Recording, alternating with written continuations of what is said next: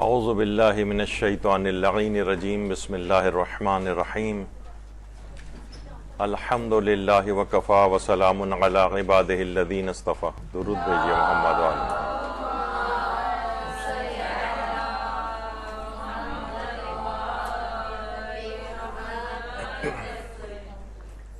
اب سے چند دنوں بعد ہی عید الفطر آ جائے گی.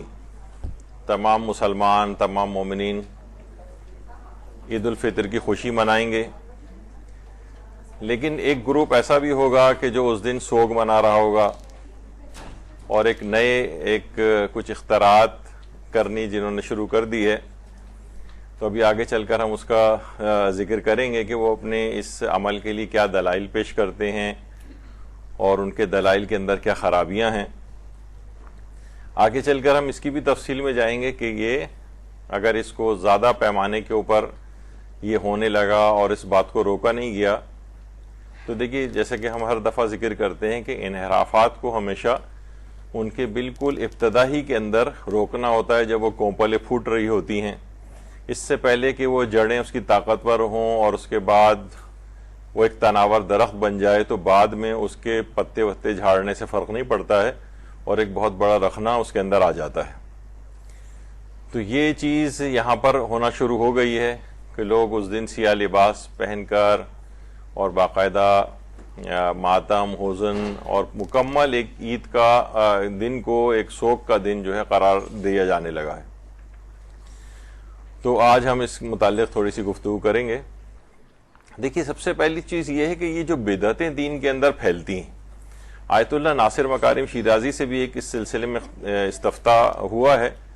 جب ان سے سوال پوچھا گیا کہ حضرت امام جعفر صادق علیہ السلام سے ایک روایت ہے، اللہم صلی علی محمد وعلی محمد،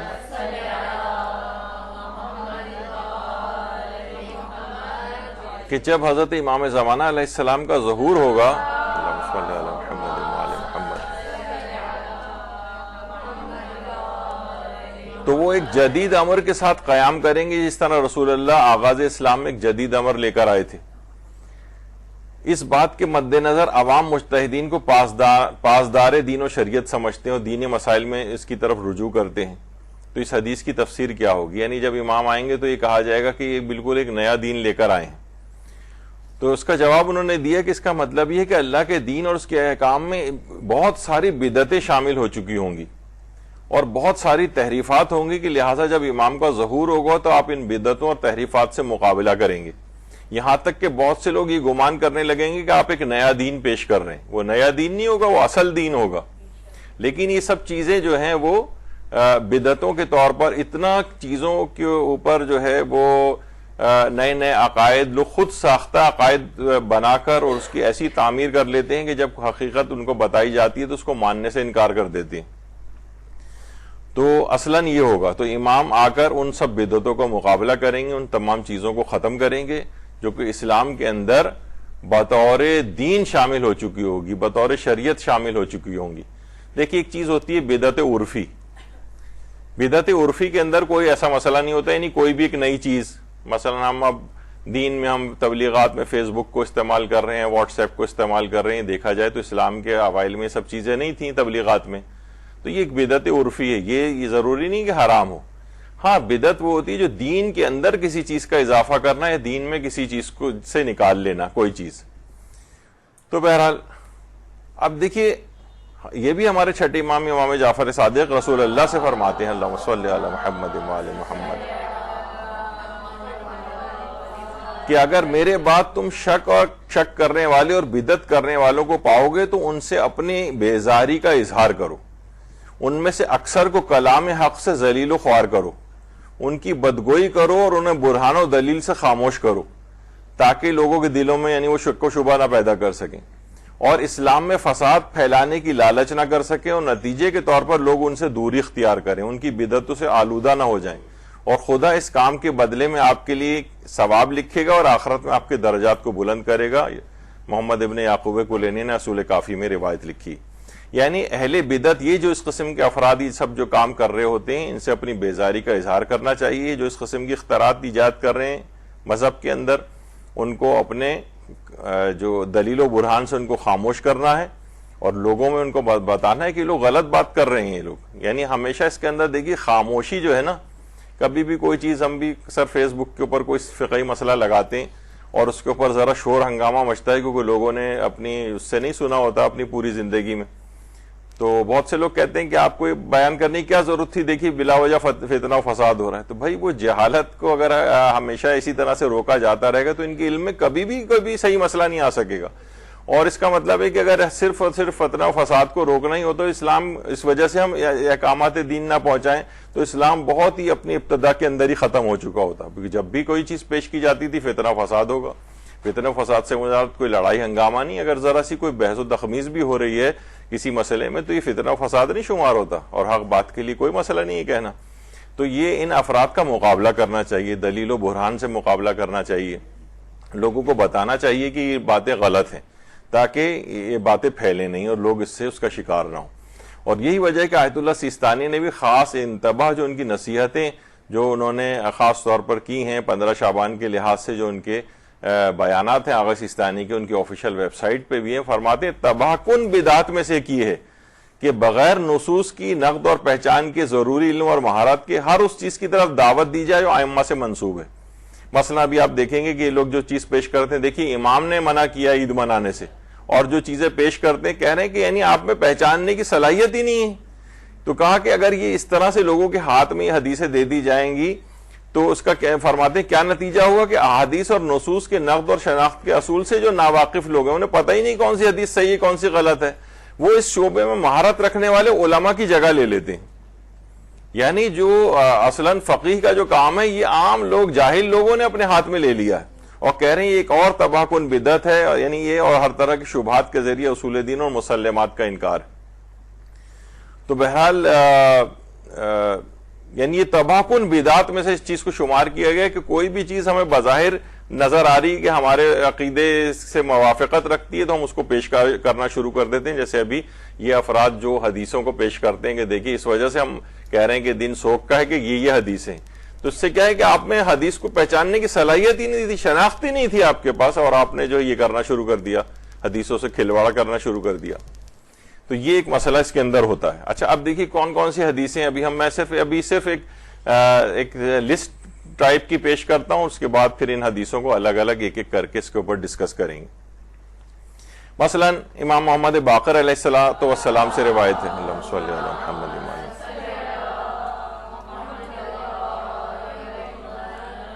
کہ فرماتے ہیں عبداللہ ابن دینار سے امام فرماتے ہیں جیسے کہ روایت میں ہے کہ مسلمانوں کے پاس اب کوئی عید نہیں ہے, نہ عید الاضحیٰ ہے نہ عید فطر ہے, سوائے اس کے کہ اس دن یعنی کوئی عید ایسی نہیں ہے جس میں آل محمد کا حزن و غم بڑھ نہ جاتا ہو. وَهُوَ يُجَدِّدُ لِآلِ محمد فِيهِ حُزْنًا, یعنی کوئی عید ایسی نہیں آتی جس میں ہم آل محمد کا حزن اور غم بڑھنا جاتا ہو. تو ظاہر ہے راوی نے سوال کیا کہ وہ کیسے, تو امام نے فرمایا لِأَنَّهُمْ يَرَوْنَ حَقَّهُمْ فِي يَدِ غَيْرِهِمْ, کیونکہ ہم اپنے حق کو غیروں کے ہاتھ میں دیکھتے ہیں. اچھا اب یہ والی روایت اب اس پہ ہم آگے چل کے ڈسکس کریں گے کہ کیا اس کے اندر سوگ منانے کا حکم ہے عید کے روز یا کیا مسئلہ ہے. ابھی صرف ایک لسٹ پیش کر رہا ہوں آپ کے سامنے. تو یہ حدیث جو ہے یہ علل الشرائع کے اندر بھی جو ہے موجود ہے, اصول کافی میں بھی ہے, علل الشرائع میں بھی ہے, اور تہذیب الاحکام وغیرہ میں بھی ہے. دوسری ایک روایت ملا یاسر الفقی کے اندر ہے کہ عبداللہ ابن لطیف تفلیسی نے رزین سے روایت نقل کی. چاہے زرین لکھا ہوا ہے, اس میں اردو ترجمے میں غلط ہے, یہ زرین ہے اصل میں. اس کا بیان ہے کہ حضرت امام جعفر صادق علیہ السلام نے ارشاد فرمایا, اللہم صلی علی محمد وآل محمد, کہ جب امام حسین علیہ السلام پر تلوار سے وار کیا گیا اور وہ گھوڑے سے گرے تو لوگ آگے بڑھے کہ آپ کا سر قلم کریں, تو بطن عرش سے ایک منادی نے ندا دی کہ اے اپنے نبی کے بعد بھٹکی ہوئی اور ادھر ادھر ماری پھرنے والی گمراہ ہو جانے والی امت, تمہیں اللہ عید قربان اور عید فطر کی توفیق کبھی نصیب نہ کرے. اور ایک دوسری روایت میں ہے کہ وہ ندا یہ تھی کہ تجھے اللہ روزے اور عید الفطر کی توفیق نصیب نہ کرے. اور اس کے بعد امام جعفر صادق نے فرمایا کہ اس کا لازمی نتیجے میں خدا کی قسم نہ تو اب تک ان لوگوں کو توفیق ہوئی ہے اور نہ آئندہ ہوگی جب تک کہ امام حسین کے خون کا انتقام لینے والے ان کا خون کا انتقام نہ لے لیں جب تک ان لوگوں کو اس بات کی توفیق نہیں ملے گی. اب کہتے ہیں دیکھیے اس کے اندر تو امام نے کہا ہے کہ اللہ تم کو عید الفطر کی توفیق نصیب نہ کرے. ابھی ہم اس پہ آگے چل کر ڈسکس کریں گے کہ دوسری روایت یہ پیش کی جاتی ہے. تیسری روایت ایک اور بھی ہے کہ ہمارے چوتھے امام امام زین العابدین علیہ السلام نے فرمایا اللہم صلی علی محمد وعلی محمد کہ نحنو آیادنا ماتمونا، ہماری عیدیں ہمارا ماتم ہے. بہار الانوار کے اندر یہ والی روایت ہے. پھر ایک ہے کوئی کتاب مجلس خطیب الایمان، اس میں ہے کہ راوی کہتا ہے میں عید والے دن مدینے پہنچا، تربت رسول کو چومنے کے بعد امام صادق کو مبارکباد دینے گیا تو میں نے دروازے پر دستک دی. مولا نے کالا لباس پہنے ہوئے تھے. میں نے حیران ہو کر کہا مولا لوگ کیا کہیں گے، عید والے دن بھی کالے کپڑے؟ امام صادق نے رو کر فرمایا مسلمانوں سے پوچھو کہ مسلمانوں نے ہمیں کون سی عید منانے دی ہے. ایک یہ روایت ہے. ابھی آگے چل کے اس پہ ڈسکس ہوگا ہمارا. اور یہ وہی والی روایت ہے کہ آسمان سے ندا آئی تھی کہ اے ظالم اور نبی کی اطرت کی قاتل امت، خدا تم کو کبھی روزے کی اور عید الفطر منانے کی توفیق نہ دے. اور کسی جگہ ہے کہ عید قربان کی اور عید الفطر منانے کی توفیق نہ دے. یہ تو وہی روایت ہے بھی. پھر معالج سبتین کی روایت ہے کہ امام صادق نے فرمایا جب تک خون مظلوم کا انتقام نہیں لیا جائے گا اس وقت تک کہ امت ہر عید اور خوشی سے محروم رہے گی. دیکھیے ساری چیزیں ہیں آ رہی ہیں. امام حضرت زینب سلام اللہ علیہ نے فرمایا اللہم صلی علی محمد وعلی محمد. کوئی کتاب تفسیر غم ہے اس کے حوالے سے کہ میرے بابا کی شہادت کے بعد جب عید آئی تو سب مسلمان آپس میں عید مل رہے تھے، ہر طرف خوشی کا سما تھا، مگر ہمارا گھر سوگوار تھا. منتظر تھے کہ کوئی مسلمان آئے اور ہمیں بابا کی شہادت کا پرسہ دے، مگر کوئی مسلمان ہمیں بابا کا پرسہ دینے نہیں آیا اور ہم تنہائی اپنے بابا کو روتے رہے. آل رسول پر اب کوئی خوشی نہیں آئے گی، خانوادہ رسول اب قیامت تک عزادار رہے گا. یہ روایت یہ عام طور پہ یہ بہت وائرل ہو رہی ہیں چیزیں، سب آپ کے پاس بھی آئیں گی ابھی جیسے جیسے عید کے دن قریب آئیں گے. شہزادی فرماتی ہیں تفسیر غم کتاب میں میرے بابا کی شہادت کے بعد جب عید آئی تو کوئی مسلمان ہمیں پرسہ دینے نہیں آئے، تو ابھی آپ نے سن لیا، ہم تنہا اپنے بابا کو روتے رہے. اور امام صادق جب عید کے روز باہر تشریف لائے، دیکھا کالا لباس پہنے ہوئے، کہا مولا آج تو روز عید ہے. تو آپ نے فرمایا کربلا کے بعد کوئی عید رہ گئی ہے کیا؟ یہ ایک روایت پیش کی جاتی ہے. اور ایک زیارت ناہیہ کا جملہ کہ میرا سلام اس مظلوم پر جس نے عید کے دن بھی سیاہ کپڑے پہنے، یہ ایک حوالہ دیا جاتا ہے. پھر شعر بھی بنائے جاتے ہیں کہ جس کے آخر میں آ رہا ہے کہ نبی کی آل کے کس طرح سے غم مزید کریں، ہمیں بتلاؤ کہ ہم کس طرح سے عید کریں. یعنی یہ بھی سب چیزیں اس طرح سے کہ عید کے خلاف شعر و شاعری وغیرہ کی جاتی ہے. اور یہ بھی تفسیر غم کے حوالے سے ہے کہ کوئی پرسہ دے گا. بعض کچھ اور کتابوں کا حوالہ ہوتا ہے، کہیں تفسیر غم کا حوالہ ہوتا ہے کہ اب قال رسول قیامت تک عزادار رہیں گے. اور پھر وہی کہ کربلا کے بعد کیا کوئی عید رہ گئی ہے، یہ روایت اعضا نام کی کسی کتاب کا ایک الگ حوالہ ہے. اور اسی طرح سے اب کیا ہوتا ہے کہ پنجاب میں بہت ساری جگہوں پہ چاند رات کو ماتم ہی ماتم اور ماتمی سنگتیں اور یہ سب چیزیں جو ہیں وہاں پر شروع ہو جاتی ہیں. دیکھیے امیر المومنین علیہ الصلوۃ والسلام فرماتے ہیں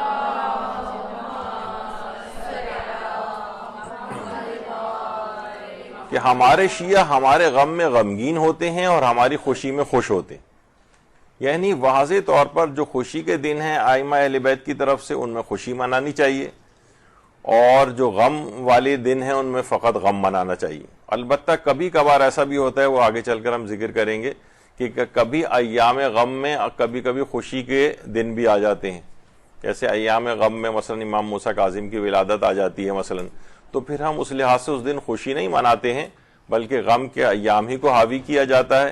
یا علماء یہ فرماتے ہیں کہ فضائل میں امام موسیٰ کاظم علیہ السلام کا ذکر کیا جائے اور مصائب ویسے ہی پڑھے جائیں جس طریقے سے پڑھے جاتے ہیں. یعنی اگر کوئی تقریبات یا اس سلسلے میں مجالس یا محافل ہوتی ہیں تو، لیکن اس کو بطور خوشی کے طور پر منانے کا اس لحاظ سے حکم نہیں ہے، تو اس کا بھی واضح حکم ہمارے پاس موجود ہے. اور یہ بھی ہمارے چھٹے امام جعفر صادق علیہ السلام نے فرمایا کہ خدا تمہارے آنسوؤں کو تمہارے لیے رحمت قرار دے. تم ان افراد میں سے جو ہماری خوشی میں خوشحال اور ہمارے غم سے غمگین ہوتے ہو. آگاہ رہو، تم حالت احتضار میں اپنے سرہانے میرے بابا کو پاؤ گے. یعنی ان کی خوشی میں خوش اور ان کے غم میں غمگین ہونا. اور یہ بھی فرمایا امیر المومنین نے، بہار کی روایت ہے، یقیناً اللہ نے ہمارا انتخاب کیا اور ایک ایسے گروہ کا انتخاب کیا جو ہماری مدد کریں، ہماری خوشی میں خوش ہوں اور ہمارے غم میں غمگین ہوں، اور اپنی جان و مال کو ہماری راہ میں قربان کریں. وہ لوگ ہم سے ہیں اور ہمارے ساتھ ہیں. خوشی میں خوشی، غم میں غم، یہ ائمہ کی طرف سے ایک اصول ہے. اور امام علی رضا علیہ الصلوۃ والسلام نے فرمایا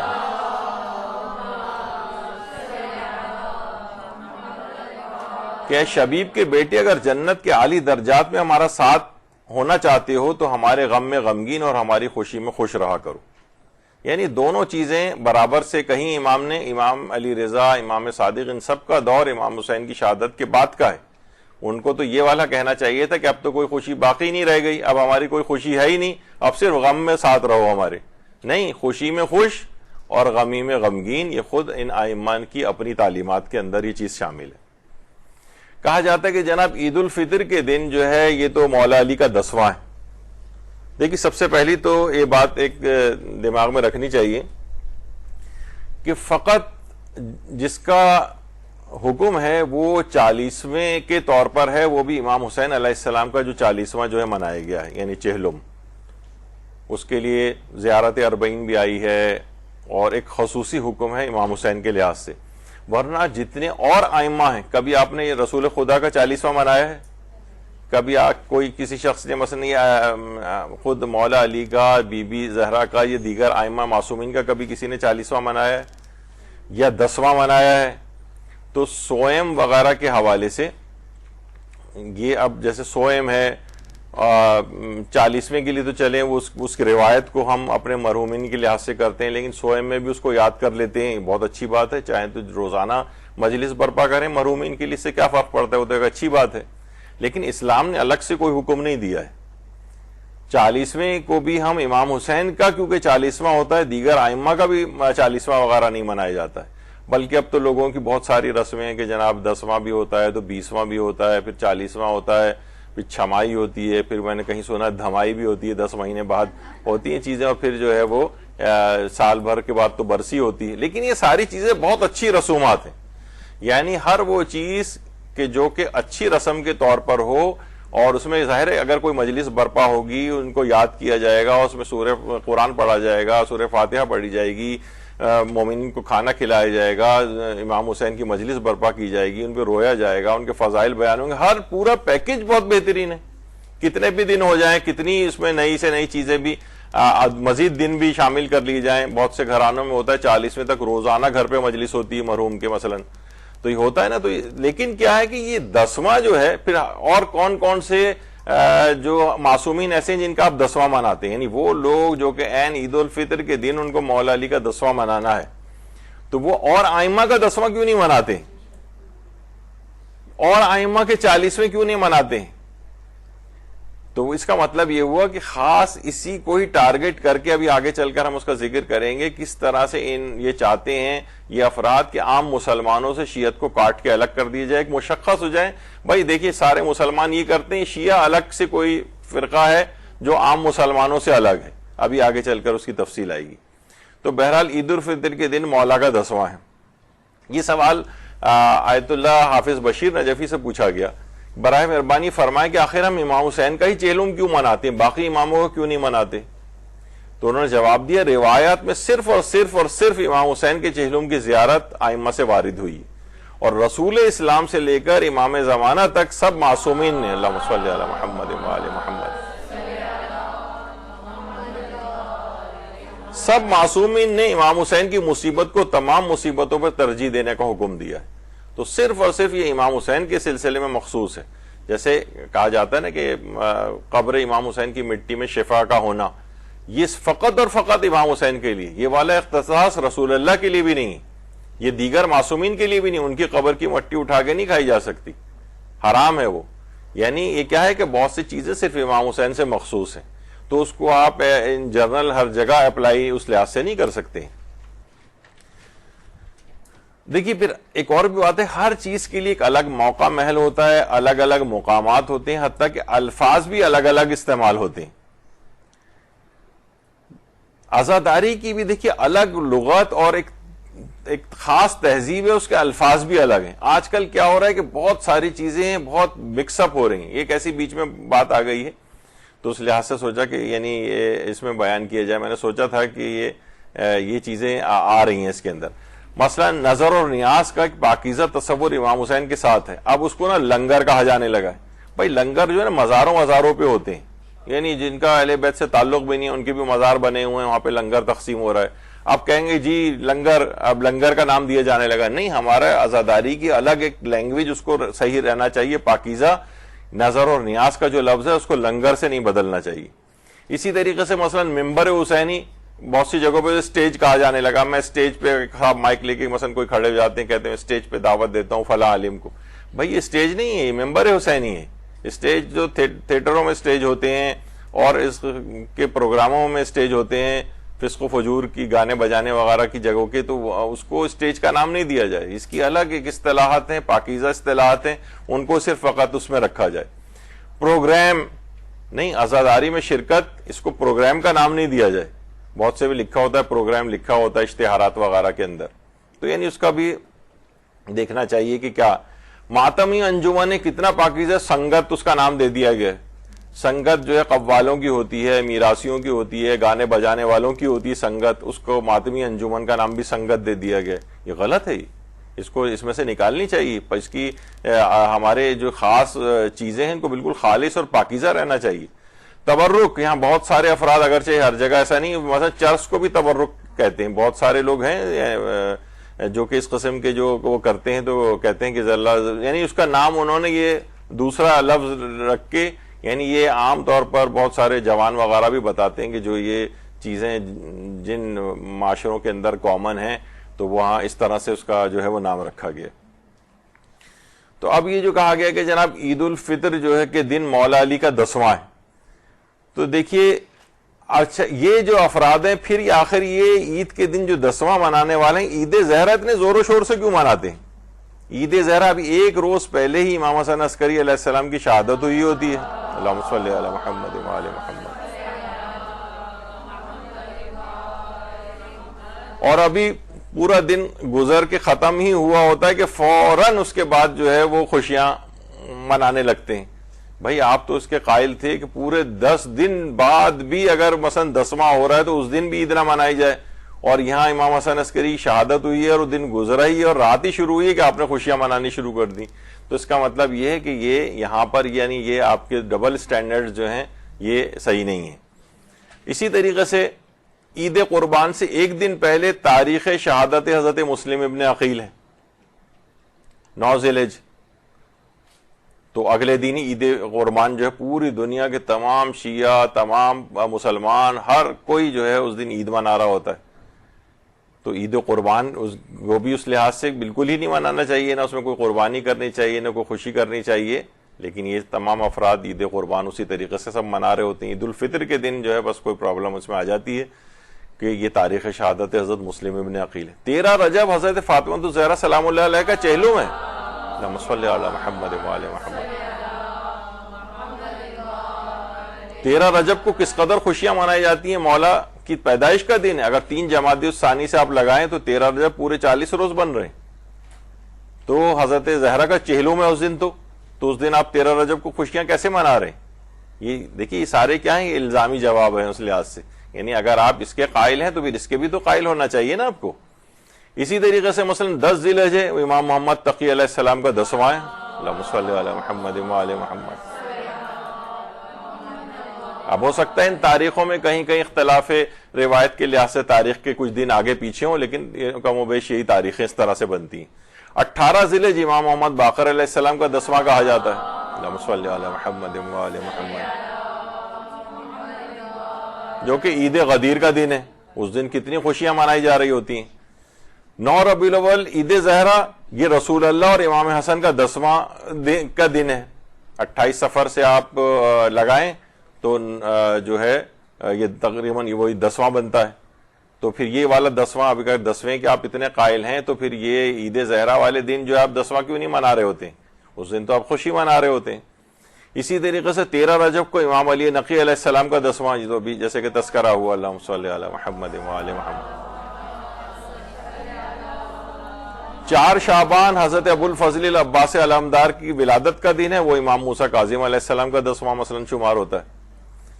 اور اسی طریقے سے 7 شعبان جو حضرت قاسم کی ولادت کا دن ہے، اور وہ حضرت ابو طالب کا جو ہے وہ 10واں شمار ہوتا ہے روایات کے مطابق بعض.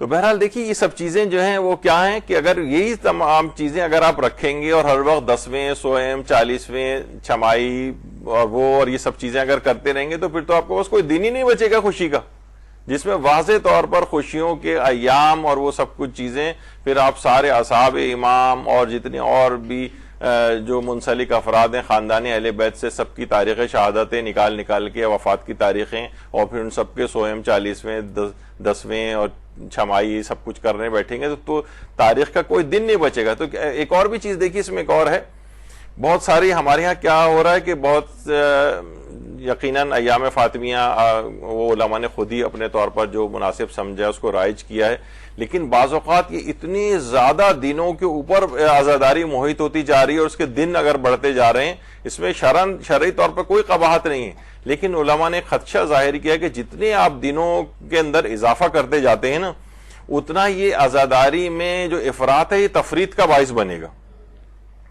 یعنی ابھی آپ اگر یہ کرتے جائیں گے تو لوگ ابھی سے پریشان، خاندانوں میں لڑائیاں شروع ہو گئی. مثلا یہ کہ تاریخیں رکھ لی گئی ہیں کچھ ہے تو آپ نے کہا کہ نہیں فلاں تاریخ کے اندر یہ، ہم تو اس میں شریک نہیں ہوں گے. اب اگر آپ دیکھیں گے جو مثلا ایران ہے یا عرب دنیا وغیرہ ہے، عام طور پر وہاں پر عاشورے کے بعد ایام غم عام طور پر ختم سمجھے جاتے ہیں، چہلم وغیرہ کے بعد ختم سمجھے جاتے ہیں، لیکن ہمارے ہاں بہرحال علماء نے 8 ربیع الاول تک جو ہے وہ ایام غم کو اس لحاظ سے شمار کیا ہے. تو اور یہاں کی الگ مصلحتیں ہیں، لیکن اگر پھر ہم ایام فاطمیہ اور ایام محسنیہ اور ان کے درمیان کے جو گیپ ہیں ان سب کو بھی عزاداری والے دن شمار کرنے لگے تو لوگوں نہ تقریبات کر سکیں گے، نہ شادیاں رشتے کر سکیں گے، نہ کچھ ہے، اور اتنا معیوب سمجھا جاتا ہے کہ لوگ بائیکاٹ تک کرنے لگتے ہیں. تو کیا ہوگا کہ یہ لوگ نا متنفر ہونے لگیں گے اس سے، یعنی ایک اور خاص طور پہ جو ینگ جنریشن جوان وغیرہ ہیں یہ لوگ پریشان ہو کے پھر کہیں گے یہ کیا ہے، نہیں سب تو اصل پھر آپ عزاداری سے بھی کہیں نہ چلے جائیں. تو افراط و تفریط نہیں، اس میں اعتدال اور علماء کی جانب جو ہے وہ دیکھنا چاہیے، وہ مصلحتوں کو بھی سمجھتے ہیں کیا ہیں، تو ان سے ہمیشہ ان کی گائیڈنس میں چلنا چاہیے. عام طور پر عزاداری کا معاملہ عوام نے اپنے ہاتھ میں پکڑ لیا ہے کہ ہم جس طرح سے چاہیں گے منائیں گے، ٹھیکیدار ہمیں، باقی سارے مولوی حضرات مقصر ہیں. یہ ایک بہت خطرناک ایک ٹرینڈ جو ہے وہ ہو گیا ہے، اور عوام آپ کو پتہ ہے کل انعام ایک لحاظ سے محاورہ بھی ہے کہ بھیڑ بکریوں وغیرہ کا طور طریقہ ہوتا ہے ان کا، یعنی کوئی عاقلانہ تو روش نہیں ہوتی. تو بہرحال علماء کو آگے بڑھ کر ان کی وہ سنبھالنی چاہیے. اچھا، یہی سوال مرکز ابحاث عقائدیہ جو قوم المقدسہ میں اور آیت اللہ سیستانی کی آفیشیل ویب سائٹ پہ بھی اس کو ریکمینڈ کیا گیا ہے. یعنی عقائد کا کوئی سوال ہو اگر ان سے پوچھتے ہیں آپ آقا سیستانی سے، تو وہ کہتے ہیں کہ یہ مرکز ابحاث عقائدیہ جو قوم المقدسہ آپ اس سے رجوع کریں، وہ سارے عقائد کے سوالوں کے جوابات دیتے ہیں. لیکن بہت اتنی زبردست ویب سائٹ ہے، آج تک اتنی زبردست، اور سارے بڑے بڑے علماء وہاں پر ان میں جوابات دیتے ہیں. لیکن مسئلہ یہ کہ عربی میں ہے اور اردو وغیرہ میں اس کا کوئی ورژن نہیں ہے. تو بہرحال ان سے ہی سوال لکھ کر جو ہے وہ پوچھا گیا تھا کہ کیا ممکن ہے کہ مسلمان شیعہ ایک ایسے دن عید منائیں کہ جس میں ایک دن پہلے ہی ان کے امام کی شہادت ہوئی ہو، جبکہ یہ بات جانتے ہوئے کہ امام حسن عسکری کی شہادت کا غم ممکن ہے 10 دن تک جاری رہے، اور ہمارے لیے ضروری ہے کہ ہم اپنے امام کی شہادت کا غم کم سے کم 3 دن تک تو جاری رکھیں. کیا یہ ساری باتیں اس بات کا جواز بن سکتی ہیں کہ ہم اس دن جو فرحت الزہرا کے نام سے مشہور ہے یعنی 9 ربیع الاول کو خوشی نہ منائیں؟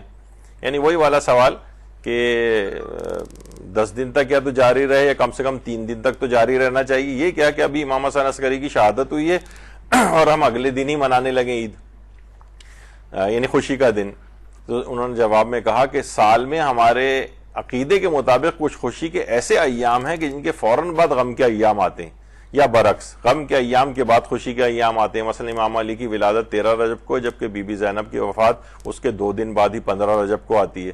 امام حسن کی ولادت 15 رمضان کو ہے، جبکہ امام علی کی شہادت اس کے کچھ دن بعد ہی ہے.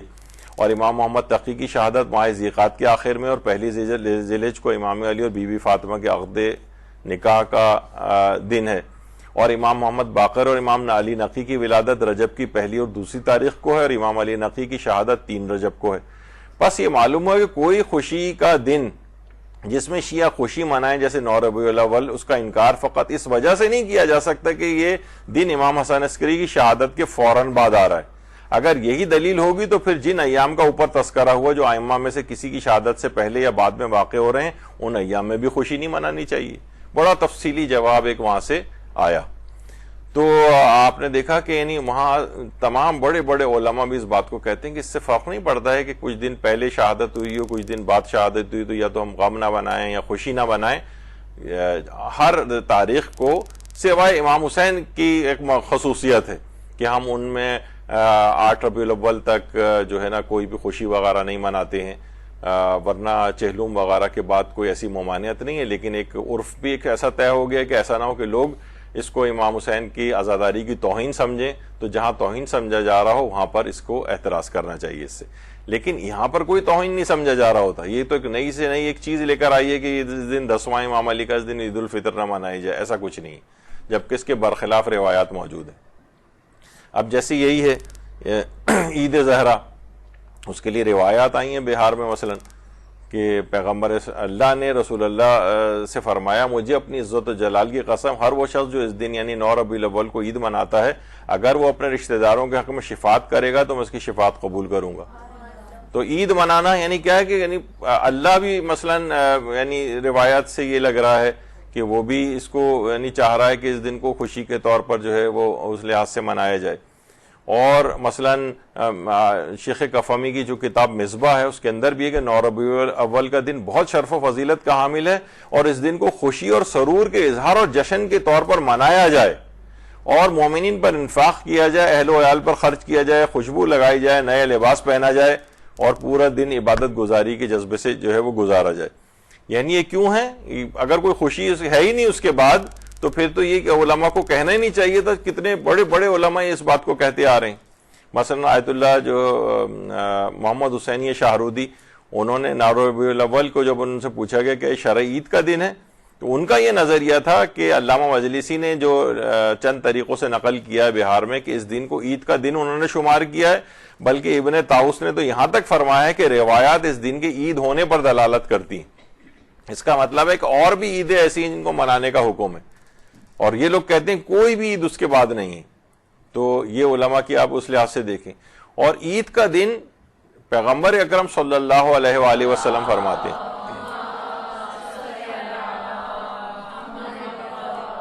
کہ جب شوال کا پہلا دن ہوتا ہے تو ایک منادی ندا کرتا ہے، یعنی عید کے دن، اے ایمان والو صبح کرو اپنے انعامات کے لیے۔ پھر فرمایا جابر اللہ کے انعامات ان بادشاہوں کے انعامات کی طرح سے نہیں ہیں۔ پھر فرمایا عید کا دن انعامات کا دن ہے۔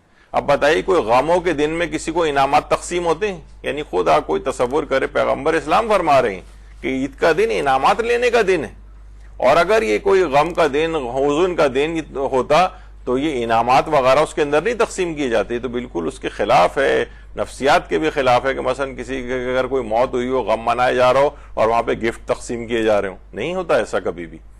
تو بہرحال اس کا مطلب یہ ہو کہ یہ نظریہ اس لحاظ سے بالکل غلط ہے۔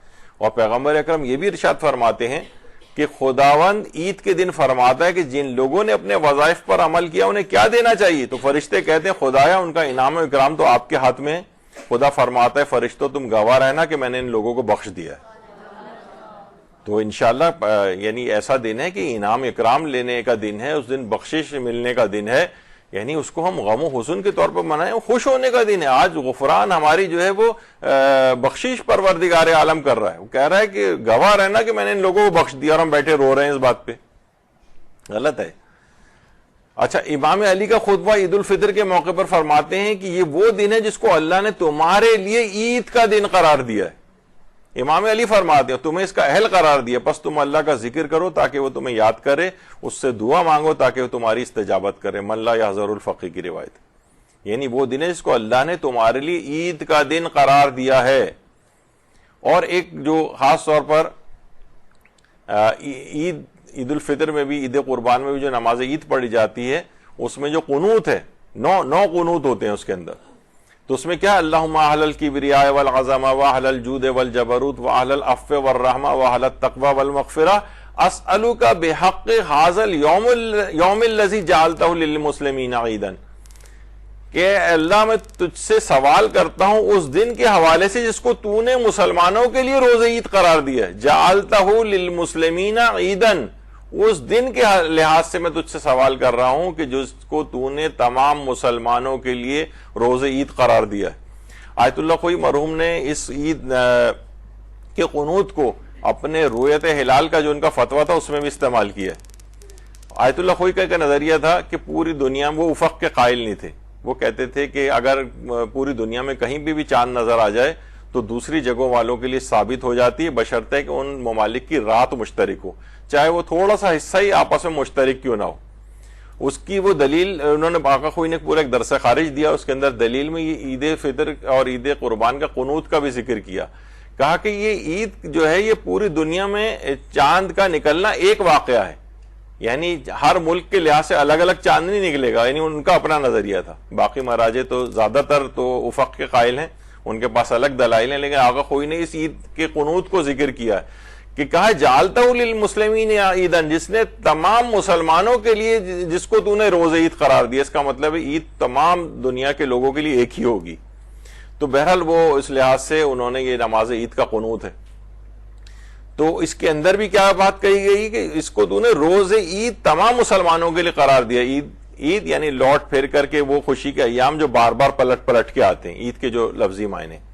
تو عید ہر سال کیونکہ اس طرح سے آتی ہے, خوشی کا ایام پلٹ پلٹ کے آتے ہیں تمام مسلمانوں کے لیے. اچھا بہرحال اس کے اندر ضرور ایک اور بات ذکر کر دی جائے عید کے نماز کے قنوت پر. ویسے تو دیکھیے نماز عید پر بھی آج کل کافی اعتراضات ہونے شروع ہو گئے ہیں کہ نماز عید تو پڑھنی ہی نہیں چاہیے, یہ جو مستحب قرار دیا گیا ہے یہ بالکل حرام ہے, نماز عید تو پڑھنی ہی نہیں چاہیے, اور یہ مستحب کا فتویٰ جو ہے وہ غلط ہے. ابھی آپ کچھ دیکھیں گے کچھ دن بعد ہی اگر جو بیٹھتا ہے ان فیس بک وغیرہ پہ تو یہ ساری چیزیں ان کے سامنے آئیں گی. لیکن بہت سے علماء نے اس کی بہت اچھے جوابات دے دیے ہیں. تو نماز عید کو ہم آج ڈسکس نہیں کریں گے. نماز عید جو خاص ہے اس پہ مولانا تقی ہاشمی صاحب نجف کے بہت اچھا ہے, انہوں نے ایک آرٹیکل پورا لکھا ہے اس موضوع پر, اس کی طرف ریفر کر سکتے ہیں, جس میں تمام احادیث ان کے اسناد سب پہ اس لحاظ سے ڈسکس کیا ہے. لیکن نماز عید کا جو قنوت ہے اس میں اعتراض کیا ہے آگے چل کے اس میں یہ آتا ہے. کہا کہ دیکھیے اس نماز عید کے قنوت میں تو معصومین کی توہین کی گئی ہے معاذ اللہ. اب یہ دیکھیے اب کیا توہین ہے کہ وَأَن تُدْخِلَنِي فِي كُلِّ خَيْرٍ أَدْخَلْتَ فِيهِ مُحَمَّدًا وَآلَ مُحَمَّدٍ وَأَن تُخْرِجَنِي مِن كُلِّ سُوءٍ أَخْرَجْتَ مِنْهُ مُحَمَّدًا وَآلَ مُحَمَّدٍ. فرماتے ہیں یہ ہے توہین والا. وہ لوگ کیا کہہ رہے ہیں کہ یہ مجھے داخل کر ہر اس نیکی میں جس میں تو نے داخل کیا سرکار محمد و آل محمد کو, اور دور کر دے مجھے ہر اس بدی سے جس سے دور رکھا تو نے محمد و آل محمد کو. یہ کتنا بہترین اس کا ترجمہ بھی ہے اور کتنا بہترین اس کا مفہوم ہے. تو وہ لوگ کہتے ہیں کہ اخرجت منہ محمد و آل محمد, مجھے تمام ان گندگیوں سے نکال لے جس سے تو نے محمد و آل محمد کو جن خرابیوں اور برائیوں سے نکالا. تو اس کا مطلب ہے کیا کوئی خرابیوں اور برائیوں کے اندر معاذ اللہ وہ مبتلا تھے. یعنی دیکھیے بہت سی چیزیں بالکل ایک غیر عاقلانہ, اور نہ آپ کی کوئی فیلڈ ہے, نہ آپ نے کوئی ادبیات سے واقفیت ہے, نہ آپ نے الفاظ سے آپ کی واقفیت ہے. اور یہ لوگ باقاعدہ بھی آپ دیکھیں گے اس کی پوسٹیں بنا بنا کے نماز عید کے اس وجہ سے بھی تو نماز عید کہتے ہیں کہ حرام ہو گئی ہے, اور دوسرا یہ کہ یہ نماز عید کا قنوت کے اندر توہین کی گئی ہے. اب یعنی چیزیں دیکھیے پھیلتی ہیں اس طرح سے, اب نئی سے نئی اس طرح کی اختراعات. مثلا آپ جو یہ آیت تطہیر پڑھتی ہیں انما یرید اللہ لیذھب عنکم الرجس اہل البیت ویطہرکم تطہیرا, صلی علی محمد و آل محمد.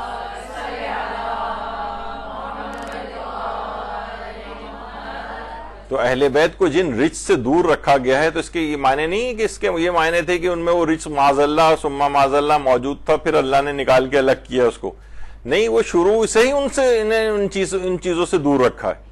تو اسی طریقے سے ہمیں ان تمام چیزوں میں داخل کر جس میں تو نے محمد علیہ محمد کو داخل کیا ہے, اور تمام ان چیزوں سے ہمیں دور رکھ جس سے ان کو دور رکھا ہے. جس طرح وہی آیت تطہیر والا جو مصداق ہے اس کے اندر, تو وہ ترجموں کے الٹے سیدھے اپنے لحاظ سے ترجمے کر کے اور اس سے ایک نتیجہ نکالتے ہیں اور ایک باطل بات کی طرف لے کے جاتے ہیں. دیکھیے الفاظ کا اشتراک کبھی ہوتا ہے مگر معنی مشترک نہیں ہوتے. یہ ایک دماغ میں ایک چیز رکھنی چاہیے. الفاظ کا اشتراک کیا ہے؟ مثلا اللہ کے ناموں میں بتائیے ایک نام مومن ہے یا نہیں ہے؟ بالکل ہے. اچھا اللہ بھی مومن ہے, محمد و آل محمد بھی مومن ہے, اور ہم بھی مومن ہیں, کیا یہ معنوں میں سارے برابر ہیں؟ لفظ مشترک ہے لیکن ہر لحاظ سے معنی الگ ہیں. اچھا اللہ بھی درود بھیجتا ہے, فرشتے بھی درود بھیجتے ہیں, اور ہم بھی درود بھیجتے ہیں محمد و آل محمد پر. اللہم صلی علی محمد و آل محمد.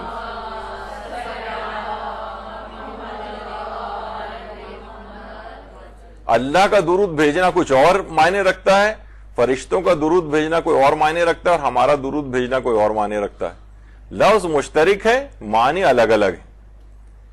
مثلا کہا جاتا ہے اللہ کو بھی شہید کہا گیا ہے قرآن میں, اور ائمہ اور رسول اللہ کے ادوار میں جو جنگیں ہوتی ہیں اس میں لوگ شہید ہوتے, تو آج بھی بم دھماکے میں بھی لوگ کہتے ہیں کہ اتنے لوگ شہید ہو گئے. کیا ان سب کی شہادتیں برابر برابر ہیں؟ اور کیا شہید اللہ بھی انہی معنوں میں کہا گیا ہے؟ نہیں, لفظ مشترک ہے, چیزیں الگ الگ ہیں, معنی الگ الگ ہیں.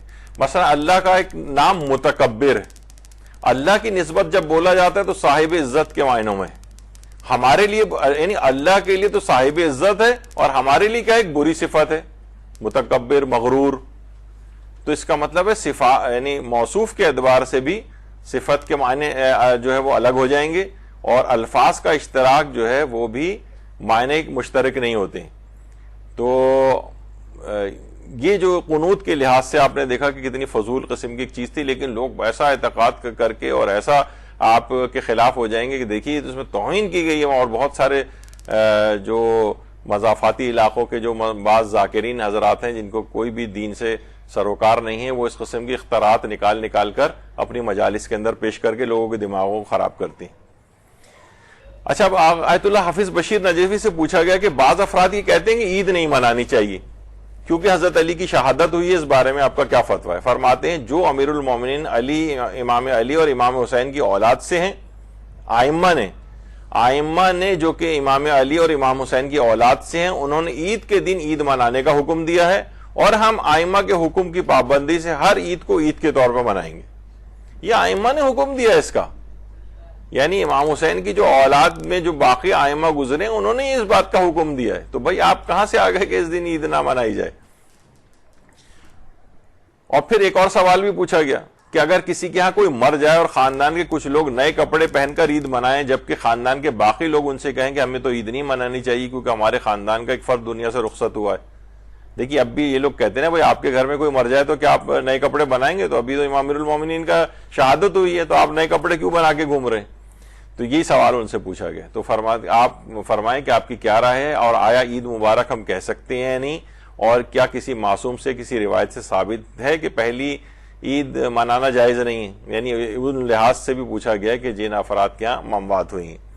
جواب دیا کہ خدا نے مسلمانوں کے لیے عید کو بنایا ہے, اور ہم سب کو پتا ہے کہ عید الفطر امیر المومنین کی شہادت کے 8 یا 9 دن کے بعد ہوتی ہے. اس کے باوجود ائمہ نے عید منانے کا حکم دیا ہے.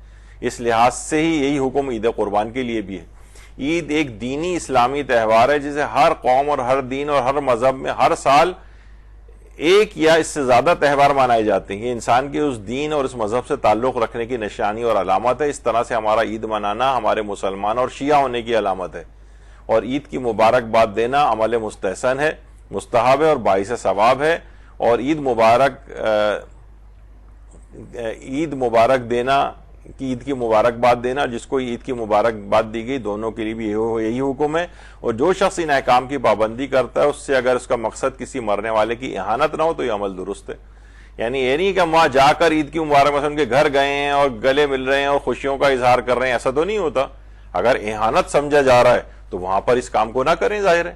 دیکھیے یہ جو چیز کنڈیشن لگائی جاتی ہے نا, اگر اہانت شمار ہو تو اس کام کو نہ کیا جائے. دیکھیے جیسے ایک اور فتوے میں یہ بھی آیت اللہ حافظ بشیر سے پوچھا گیا کہ جب کوئی مرد یا خواتین اس دنیا سے رخصت ہو جاتی ہیں تو ان کے اہل خانہ پہلی عید نہیں مناتے. اس بارے میں آپ کی کیا رائے ہے, کیا یہ صحیح ہے یا نہیں؟ جواب دیا کہ اگر عید نہ منانے سے مراد یہ ہے کہ آپ نئے کپڑے نہ پہنیں, تو اگر آپ ایسی جگہ رہتے ہیں جہاں نئے کپڑے یا خوشبو لگانے سے مرنے والے کی اہانت سمجھا جاتا ہو, تو فقط اس جگہ مرحوم کی اہانت جہاں پر سمجھا جاتا ہو وہاں یہ کام نہ کیا جائے. البتہ نماز عید اور قربانی والی عید میں قربانی کو ترک نہ کیا جائے. یعنی صرف اس جگہ کے اوپر کہ جہاں پر نئے کپڑے پہننا, خاندان والے اگر نئے کپڑے بنا رہے ہیں اور ابھی اسی مہینے مثلا موت ہوئی ہے اس گھر کے اندر, تو وہاں پہ معیوب سمجھا جائے گا. تو فقط وہاں اس کام کو اس وقت نہ کیا جائے, نہ کہ ہر سال ایسا نہ کیا جائے. یعنی یہ سمجھنا چاہیے. دیکھیے اس میں کیا ہوتا ہے کہ لوگ اس طرح کی چیزوں کو سمجھتے نہیں ہیں فتووں کے اندر جو آتی ہیں. مثلا ایک ہے کیا سید زادی کا نکاح غیر سید سے درست ہے یا نہیں؟ حافظ بشیر صاحب نے اس میں جواب دیا کہ وہ علاقے کے جہاں اس چیز کو سادات کی اہانت اور بے حرمتی سمجھا جاتا ہے وہاں جائز نہیں. یعنی وہاں پر پنجاب کے دیکھیے کتنے ایسے علاقے ہیں. ابھی ہم نے کل ایک پوسٹ اس کی لگائی تھی فطرے کی, تو ایسا طوفان اس کے اوپر آج تک ابھی تک کھڑا ہوا ہوگا کہ جناب مثلا کسی شخص کی بیوی اگر سیدانی اور وہ خود غیر سید ہے تو جو وہ فطرہ نکالے گا اپنی سیدانی بیوی کا, تو فطرہ سید کا شمار ہوگا یا غیر سید کا شمار ہوگا؟ تو یہ غیر سید کا فطرہ شمار ہوگا ظاہر ہے. تو لوگ اسے کیا کر رہے ہیں, کہہ رہے ہیں یہ تو بہت ہی توہین والی بات آپ نے جو ہے وہ کہہ دی, تو ان کی تو شادی پاسبل ہی نہیں ہے. اور کہتے ہیں دیکھیے آیت اللہ حافظ بشیر نجیفی نے بھی کہا, تو آیت اللہ حافظ بشیر نجیفی فرماتے ہیں جہاں پر یہ سادات کی اہانت اور بے حرمتی سمجھا جا رہا ہو, فتنے و فساد ہو جاتے ہیں, وہ کہہ رہے ہیں یہ آپ نے کیا کر دیا, قتل و غارت گری تک کی نوبت آ جاتی, وہاں پر اس کام کو نہ کیا جائے. یہ تو بالکل ایک ایسا عقلی سا ایک مسئلہ ہے, جیسے وہی انہوں نے کہا کپڑے بنانا کوئی حرام کام نہیں ہے, لیکن مرنے والے کی توہین سمجھا جا رہا ہے. یہ جو عورت کے لیے, بیوہ کے لیے ہے کہ وہ زیب و زینت نہ کرے, تو یہ اصل میں مرنے والے کا ایک حق اس کے اوپر ہے کہ زیب و زینت نہ کرے. حتیٰ کہ یہ حکم بالوں میں کلر لگانے تک سے متعلق ہے. بہت سی خواتین کلر لگاتی ہیں. اب اس میں تو یہ ایک آدھ مہینے کا بھی معاملہ نہیں, 4 مہینے 10 دن تک عدت رہے گی.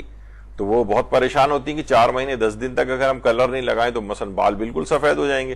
تو کیونکہ کلر زینت میں آتا ہے تو لہٰذا اس کو کسی بھی صورت میں لگانے کی اجازت نہیں, نہ کوئی مہندی لگا سکتی ہیں نہ کوئی اور کوئی کلر لگا سکتی ہیں. یہ اس کا ایک حق ہے. یہ توہین سمجھا, اسلام اسے توہین سمجھتا ہے کہ مرنے والے کے لیے کم سے کم اتنا آپ کو زیب و زینت کے کپڑے نہ پہنے اور زینتیں نہ کریں. تو یہ ایک الگ حکم ہے جہاں پر اہانت اور توہین سمجھا جاتا ہو. صرف اس جگہوں کے لیے مسئلہ ہوتا ہے, اس کو بالکل عمومی قرار نہیں دے سکتے ہیں آپ. پھر ان سے پوچھا گیا کہ عید الفطر اور عید الاضحیٰ کے روز نماز عیدین پڑھنے کے فوراً بعد مجلس اور عزاداری ہوتی ہے, اس پر آپ کا فتویٰ درکار ہے. انہوں نے جواب دیا کہ آپ عید اہل بیت کے حکم اور فرمان کے مطابق منائیں, اور عید کے دن مجلس کر کے امیر المومنین یا کسی معصوم کے غم میں نوحہ اور ماتم بھی باعث ثواب ہے. لیکن ائمہ نے عید منانے کا ہی حکم دیا ہے. یعنی یہ نہیں کہا کہ بھائی آپ خود دیکھیں جب آپ عید کا دن آتا ہے تو کیا آپ زیارت امام حسین نہیں پڑھتی, اور زیارت امام حسین پڑھتے ہوئے آنکھوں میں آنسو نہیں آتے ہیں؟ غم ہوتا ہے ہمارے دل میں, آنکھوں میں آنسو بھی آتے ہیں, اور کوئی چاہے تو سینے پہ کچھ ہاتھ مار کے ماتم بھی کر سکتا ہے. لیکن ہم یہ پورے دن کو سوگ کا دن نہیں کہہ سکتے. اس میں دعائے ندبہ عید کے روز نہیں پڑھی جاتی, اس کے اندر تو ندبہ, آہوزاری, گریہ و بکا سارا ہی کچھ کیا جاتا ہے. لیکن ہم اس کو یہ نہیں کہہ سکتے جب وہ ٹائم ہے جس وقت آپ زیارت پڑھ رہے ہیں, دعائے ندبہ پڑھ رہے ہیں, اس وقت گریہ وزاری کر لیں, اس کے بعد پورا دن امام کے حکم کے مطابق خوشی کے طور پر منائیں. دیکھیے ایک اور بھی چیز ہے, مومن کا دل کو نا جامع ازداد کہا گیا ہے, ضدوں کو جمع کر کے رکھتا ہے. ایک ہی وقت میں جب خوشی ہو رہی ہوتی ہے اسی وقت اس کے دل میں غم بھی ہوتا ہے.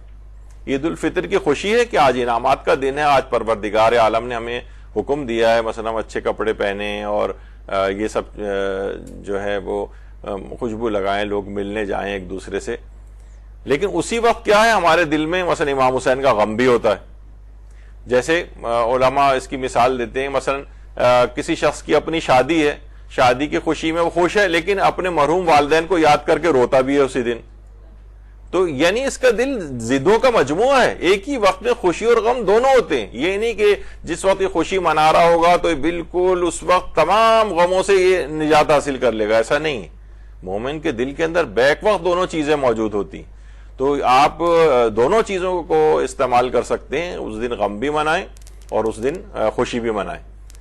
غم کا اظہار یعنی, لیکن اس کو پورے دن اس طور پر قرار دے دینا کہ غم و حزن کا دن ہے, یہ بات صحیح نہیں. آیت اللہ ناصر مکارم شیرازی سے پوچھا گیا سوال, نیچے سوال کیا پوچھا گیا ہے کہ دیکھا جاتا ہے کہ عید الفطر اور عید الاضحیٰ کے روز نماز عیدین پڑھنے کے فوراً بعد مجلس اور عزاداری ہوتی ہے, اس پر آپ کا فتویٰ درکار ہے. تو آیت اللہ ناصر مکارم نے جواب دیا کہ عید فطر خوشی کا دن ہے اور اس دن خوشی ہی منانی چاہیے, اور جو لوگ امام کا 10واں منانے کی کوشش کرتے ہیں وہ امام علی کا 20واں اور 40واں کیوں نہیں مناتے, اور پھر دوسرے اماموں کا 10واں 20واں اور 40واں کیوں نہیں مناتے.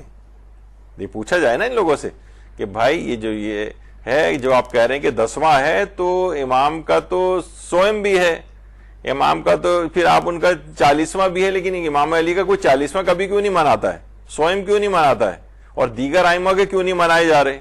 تو بعض اوقات ایک حلی جواب ہوتا ہے اور ایک نقضی جواب بھی ہوتا ہے، یعنی انہی سے آپ سوال کر لیا جائے جو آپ کا عقیدہ ہے کہ آپ ایسا کیوں نہیں کرتے۔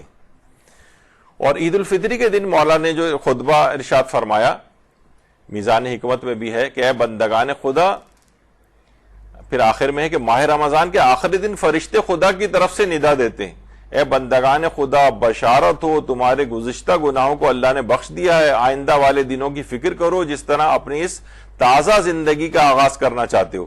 جب شوال کا چاند نظر آتا ہے تو فرشتے ندا دیتے ہیں، فریاد کرتے ہیں کہ مومنو آؤ اور اپنا انعام حاصل کرو۔ انعامات کا دن ہے، یعنی امیر المومنین خطبے کے اندر کہا ہے۔ اچھا اب آ جائیے وہ روایت کہ نہ کوئی عید رہ گئی ہے، امام نے فرمایا پانچویں امام نے، اور کوئی عید ایسی نہیں ہے کہ جو کہ ہم آل محمد کے غم و حزن کو بڑھا نہ دیتی ہو، کیونکہ ہم اپنا حق غیروں کے ہاتھ میں دیکھتے ہیں۔ دیکھیے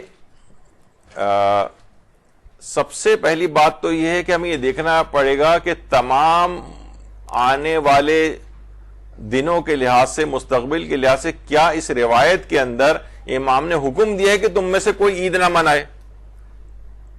نہیں، یہ حکم نہیں، بلکہ اپنے اگر ہم اسناد کی بحث ابھی کریں گے اس پہ کہ اس کی سند بھی صحیح ہے یا نہیں، پہلے تو یہ بتا دیں ان روایت کی سند جو ہے اس میں جتنی بھی روایات، کچھ تو بالکل ہی جعلی ہیں، آگے چل کے ذکر کروں گا، لیکن جتنی بھی روایات پیش کی جاتی ہیں ساری ضعیف ہیں، کوئی بھی روایت ایسی نہیں ہے، یعنی اگر ہم صرف سند کے اعتبار سے دیکھیں، ابھی آگے چل کے وہ ڈسکس کریں گے۔ اچھا اب بالفرض اگر یہ سند کے لحاظ سے ٹھیک بھی ہوتی تب بھی ان روایات میں سے کسی میں بھی یہ حکم نہیں ہے کہ تم لوگ عید نہ مناؤ۔ رنج و غم کا اظہار کیا ہے، جیسے اس کے اندر ہے کہ ظاہر ہے کہ جب آتی ہے عیدیں تو آل محمد کا غم کیوں بڑھ جاتا ہے؟ کیونکہ وہ امام نے فرمایا وہ اپنا حق غیروں کے ہاتھ میں دیکھتے ہیں۔ کیونکہ دیکھیے عید الفطر کی جو نماز ہے یہ غیبت امام میں ہمارے لیے مستحب ہے، لیکن امام آ جائیں تو امامت امام کی موجودگی میں واجب ہو جاتی، نماز جمعہ واجب عینی ہو جائے گی، نماز عید الفطر اور عید الاضحیٰ جو ہیں یہ واجب ہو جائیں گی جب امام زمانہ تشریف لائیں گے، غیبت میں یہ جو ہے مستحب قرار دی گئی، یا نماز جمعہ واجب تخیری قرار دی گئی۔ تو وہ یہ ان کا حق ہے، اصل میں حکومت کرنا یہ ائمہ کا حق ہے زمین کے اوپر بھی، اس حق سے ان کو محروم رکھا گیا ہے۔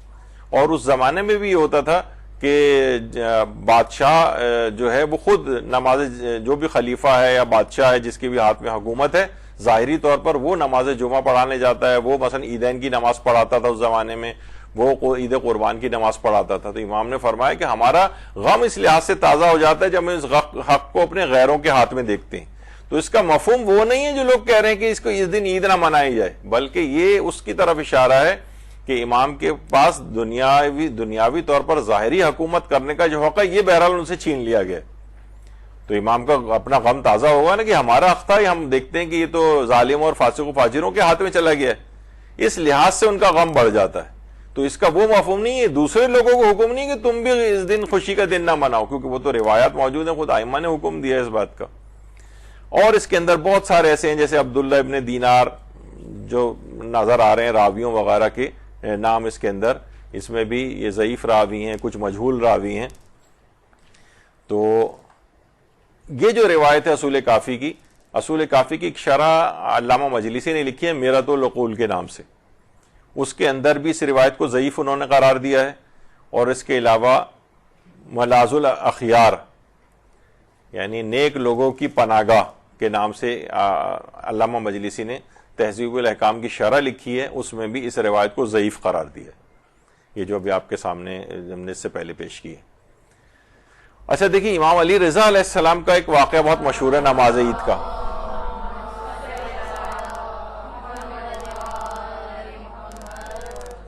کہ مامون نے جب امام رضا کو ولی عہد بنایا تھا تو امام سے کہا کہ آپ جا کر نماز عید پڑھائیں، لیکن امام رضا نے ولی عہدی کے لیے مقرر کردہ شرائط کا حوالہ دے کر مامون سے کہا تھا مجھے اس کام سے معاف رکھو۔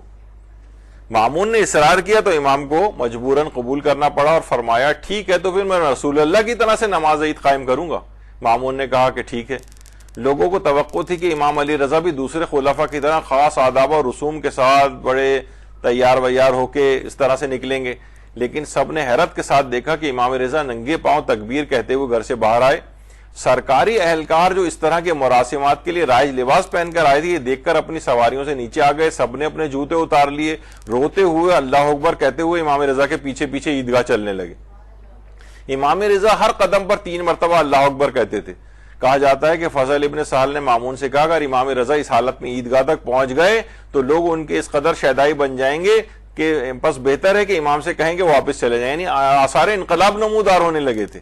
بس مامون نے اپنا ایلچی روانہ کر کے امام رضا سے واپس آنے کی خواہش کی. امام رضا نے اپنے جوتے منگوائے، سواری پہ بیٹھ کر واپس آئے. یعنی اس زمانے میں یہ اس طور پر تھا کہ ولی عہد کے کو مامون نے بنایا تھا امام کو، تو کہا تھا کہ نماز عید آپ پڑھائیں، کیونکہ اس زمانے میں یہ حق سمجھا جاتا تھا بادشاہ کا یا اس کے ولی عہد کا کہ نماز یہ پڑھائے گا. تو پھر امام نے اپنا رسول اللہ والا طریقہ کار سے نکلے تو آثار انقلاب نمودار ہو گئے. اور اچھا اگر یہ ان افراد کے لیے بھی ہے کہ اگر مامون واپس نہ بلاتا تو امام رضا جو ہے وہ نماز پڑھاتے یا نہیں پڑھاتے؟ نماز پڑھاتے. تو اس کا مطلب ہے نماز پڑھانے کا وہ جو حرام ورام ہونے کا جو کہتے ہیں کہ نماز عید جو ہے وہ خیر وہ غیبت امام وغیرہ کے سلسلے میں، لیکن یہ آئمہ کے اپنے ادوار کے لحاظ سے بھی یہ پہلے سے یہ چیز رائج ہے، چلی آ رہی ہے.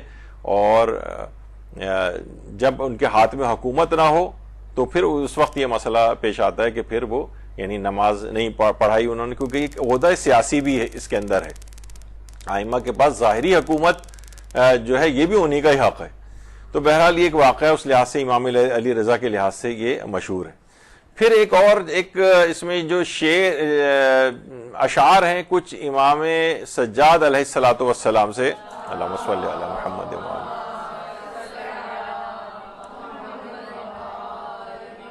اس میں آخری شعر ہے کہ یفرح ھذا الورا بعیدہم ونحن اعیادنا ماتمنا، کہ امام سجاد نے فرمائے ہماری عیدیں ہی ہمارا ماتم ہے. بحار الانوار میں ہماری عیدیں، لوگ اپنی عیدوں کی خوشیوں میں خوش ہیں، خوشی و مسرت میں ہیں، اور ہماری عیدیں ہمارا ماتم ہے. اس کے اندر بھی دیکھیے، ابھی تو ہم آگے چل کے اس پہ ڈسکس کریں گے، پہلے چلیں ڈسکس کر لیتے ہیں.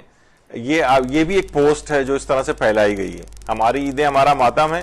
اچھا یہ لکھا ہے امام محمد باقر نے فرمایا، جبکہ یہ چوتھے امام نے کہا ہے. اور نیچے والا کیونکہ ہم اپنا حق غیروں کے پاس دیکھتے ہیں، یہ 5ویں امام کا ہے. تو یہ دو چیزیں مکس کر کے جو اس قسم کی پوسٹیں بناتا ہے وہ عقل سے یا حدیثوں ان سے بالکل آری ہوتا ہے. وہ یعنی مکس اپ کر کے کسی کا نام کسی کے ساتھ، کسی کا کسی کے ساتھ، دو چیزوں کو، دو الگ الگ حدیثوں کو جوڑ کے ایک بنا دیا اس نے. خیر، تو اچھا یہ جو روایت ہے کہ ہماری عیدیں ہمارا ماتم، یہ مناقب آل ابی طالب جو علامہ ابن شہر آشوب کی کتاب ہے، یہ اس کی روایت ہے. اور علامہ مجلسی نے بھی بحار الانوار میں اسی ابن شہر آشوب کی کتاب سے نقل کی ہے. یعنی اصل مصدر کتاب کا وہی ایک ہی ہے، مناقب آل ابی طالب. اچھا اس کے اندر بھی علامہ مجلسی نے بھی بہار کے اندر لکھا ہے کہ وَيُرْوِي لَهُ علیہ السلام، ان سے روایت کی گئی ہے.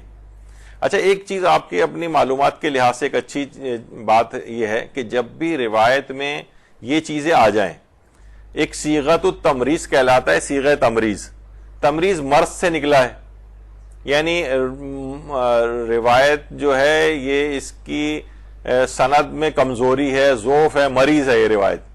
مثلا یہ کب ہوتا ہے؟ یہ روایت کے شروع میں دیکھنا چاہیے کیا ہے. مثلا اگر شروع میں آ جائے رویا یا یروی، ذکرہ، بلغنا، وردا، جاء، نقلا وغیرہ اس طرح کے الفاظ اگر روایت میں لکھے ہوں تو اس کا مطلب ہے کہ اس کی سلسلہ سند کمزور ہے. یعنی یہ کہیں پہ بھی روایت کے شروع میں لکھے ہوئے آ جائیں، جیسے کہ اس سے پہلے آپ نے اس کے اندر پڑھا کہ وہ یروی لہو، روایت کی گئی ہے، ذکر کیا گیا ہے، یہ بات ہم تک پہنچی ہے، یہ بات وارد ہوئی ہے، یہ بات آئی ہے، یہ بات نقل ہوئی ہے.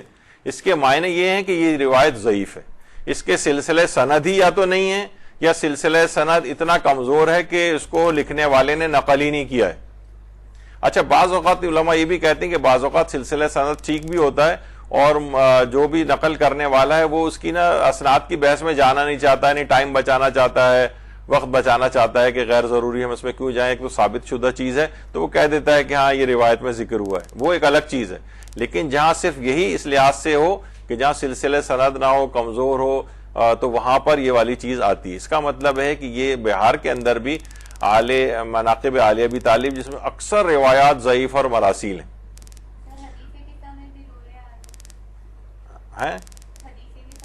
نہیں, وہ خالی اس سے نہیں آتا, اس سے پہلے سلسلہ اس کا سند ہے. حدیث قصہ کا پورا سلسلہ سند ہے. علامہ ہاشم بہرانی نے العوالم کے اندر اس کو نقل کرتے کرتے جابر بن عبداللہ انصاری تک لے کے گئے. پھر اس کے بعد ہے جب سلسلہ سند ذکر ہونے کے بعد آئے کہ رویان جابر بن عبداللہ انصاری, وہ اس وجہ سے بھی ہم ذکر کرتے ہیں کہ ہم جو ہے وہ سلسلہ اسناد کو ذکر نہیں کر رہے ہوتے. اچھا, ایک اور بھی بات بتا دوں روزے کے حوالے سے, جس روایت کا آپ کو پتہ نہ ہو کہ پتہ نہیں یہ روایت ضعیف ہے یا نہیں ہے, تو اس میں کچھ جملوں کا یا باتوں کا اضافہ کر دیا جائے. مثلا آپ یہ کہیں روایت میں یہ آیا ہے, اور پھر چاہے وہ بعد میں پتہ چلے کہ روایت ضعیف بھی ہے, تب بھی آپ کے روزے پر فرق نہیں پڑے گا. یعنی اگر آپ یہ کہہ دیں کہ روایت میں آیا ہے یا کتاب کا حوالہ دے دیں, مثلا یہ نہ کہیں کہ کتاب میں آیا ہے لیکن کتاب کا حوالہ دے دیا جائے, تو بھی آپ کا روزہ بچ جاتا ہے. کیونکہ بہت سی چیزیں جن میں آپ کو پتہ نہیں ہوتا کہ روایت ضعیف ہے یا نہیں ہے, اس کو آپ بیان نہیں کر سکتے. بہت سے علماء جیسے آقا خوئی تھوڑا سا اس میں سختی کے بھی قائل تھے, لیکن آقا سستانی فرماتے ہیں کہ روایت میں اگر اس طرح سے نقل کر دیا جائے, کتاب کا حوالہ دے دیں, عالم کا حوالہ دے دیں یا رویہ کہہ دیں اس سے پہلے, تو وہ پھر آپ کا روزہ بچ جاتا ہے. تو بہرحال یہاں پر یہ ہے کہ اس کا مطلب ہے کہ اس روایت پہلے سے یہ ہماری عید ہمارا ماتم ہے, تو یہ جو ہے ہماری عید ماتم یہ اس لحاظ سے وہی والی بات ہے کہ ہم جب ان کا دیکھتے ہیں, ہم دوسری روایات میں بھی آیا ہے کہ ہمارا حق جو ہے غیروں کے ہاتھ میں چلا گیا ہے, تو اس لحاظ سے اس بات کو ذکر کیا. اچھا, لیکن اس کے اندر ایک اور مسئلہ کیا ہے کہ اعیادنا ماتمونا, ہماری عیدیں ہمارا ماتم ہے. اچھا, یہ کسی بھی اضافت یا تخصیص کے بغیر استعمال ہوا ہے. اگر ہم اس روایت کو بالفرض سند کی بحث میں نہ جائیں, مان لیں گے روایت صحیح بھی ہے, تب بھی اس کے اندر صرف اس میں یہ نہیں آیا کہ عید الفطر اور عید الاضحیٰ ایسے کوئی چیز استعمال نہیں ہوئی. اس کا مطلب ہے جتنی بھی عیدیں ہیں یہ سب ہمارا ماتم ہے, یا دوسرے الفاظ میں کہا جائے کہ ہماری خوشیاں ہی ہمارا ماتم ہیں, یعنی ایک لحاظ سے. تو اس کا مطلب یہ ہوا کہ پھر تو آپ کے پاس نہ عید غدیر رہے گی اگر آپ اس کو مانیں, نہ آپ کے پاس عید مباہلہ رہے گی, نہ آپ کے پاس کوئی اور خوشی کے ایام رہیں گے, نہ پھر آپ 13 رجب کو جشن منا سکتے ہیں, نہ 3 شعبان کو منا سکتے ہیں, نہ مثلا 15 شعبان کو منا سکتے ہیں. یعنی آپ کے کوئی خوشی رہے گی ہی نہیں, کیونکہ پھر آپ کہیں نہیں صرف عید کو نہیں ہم منائیں گے. تو یہاں تو اعیادنا ہے, یہاں تو جمع کا صیغہ آیا ہے, اور کوئی تخصیص بھی وارد نہیں ہوئی ہے کہ عید الفطر یا عید الاضحیٰ کی بات ہو رہی ہے. اس کا مطلب یہ ہوا کہ اس میں تمام عیدیں شامل ہو جائیں گے. پھر کوئی سی بھی خوشی کی دن 13 رجب بھی نہیں منا سکتے آپ, یہ جو آپ بڑھ کے نہ عید زہرہ منا سکتے ہیں, نہ عید غدیر منا سکتے ہیں, نہ عید مباہلہ منا سکتے ہیں. عید غدیر کے متعلق خود پیغمبر اکرم سے روایت ہے, اس میں بھی دیکھیں رویان رسول اللہ, اللہم صلی علی محمد و آل محمد. امالی شیخ صدوق کی روایت ہے کہ یوم غدیر خمن افضل اعیاد امتی, یعنی عید غدیر کا دن میری امت کی افضل ترین عیدوں میں سے ہے, افضل تمام عیدوں میں سب سے افضل ہے. تو خود پیغمبر اکرم سے روایت یہ آ رہی ہے کہ یہ عیدوں میں سب سے افضل ہے. اس کا مطلب عیدیں پائی جاتی ہیں نا, ورنہ پیغمبر کو نقل کرنا ہی نہیں چاہیے تھی یہ چیز. اور امام سے بھی جو ہے یہ پوچھا تھا کہ جو عید غدیر کے متعلق, تو امام نے کہا تھا ہاں جتنی بھی اور عیدیں ہیں, حتیٰ کہ عید غدیر, یہ جو عید الفطر ہے, عید الاضحیٰ ہے, اس سے بھی زیادہ عظمت اور شرف کی حامل ہے عید غدیر, کیونکہ اس دن کو امیر المومنین کا نسب کیا گیا تھا, ان کو بطور امیر المومنین کے نفاذ ہوا تھا اس چیز کا. تو بہرحال یہ کہ خود امام نے کہا کہ یہ تمام عیدوں میں سب سے زیادہ عظمت اور شرف رکھتی ہے, بلکہ ان عیدوں سے بھی زیادہ شرف رکھتی. تو اس کا مطلب یہ ہو کہ عیدیں ہیں یہ چیزیں. اور چھٹے امام فرماتے ہیں کہ رسول اللہ نے فرمایا تھا کہ یوم, درود بھیجیے اللہم صلی علی محمد و آل محمد,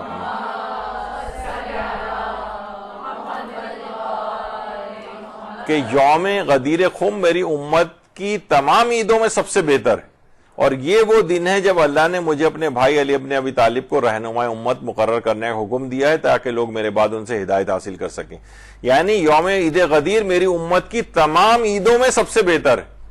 عید قرار دیا ہے نا رسول اللہ نے عید غدیر کو، اور آپ کہہ رہے ہیں کہ چوتھے امام نے مثلا یہ فرمایا کہ تمام عیدیں ہمارا ماتم ہے، تو پھر تو عید غدیر بھی اس کے اندر شامل ہو گئی ہے، کیونکہ اس میں امام نے الگ سے کچھ نہیں کہا اور بالکل جمع کا صیغہ استعمال ہوا ہے. اور یہ ہمیشہ سے مسلمانوں تک کے اندر، یہ صرف شیعوں کی نہیں تھی، بلکہ البیرونی نے جو اپنا کتاب لکھی ہے الآثار الباقیہ، اس میں عید غدیر کو ان عیدوں میں شمار کیا جن میں تمام مسلمان خوشیاں مناتے تھے اور اہتمام کرتے تھے. یہ بعد میں جب تعصبات بہت بڑھتے چلے گئے اور بہت یہ والی نوبت آ گئی جو آج کل نظر آتی، اس میں پھر عام مسلمانوں نے یا جو فساد انگیز جو علماء تھے دیگر فقہوں کے، انہوں نے جو ہے اس کو بالکل منانا ترک کیا. لیکن یہ چیز ہمارے ہاں جو ہے وہ باقی رہی ہے.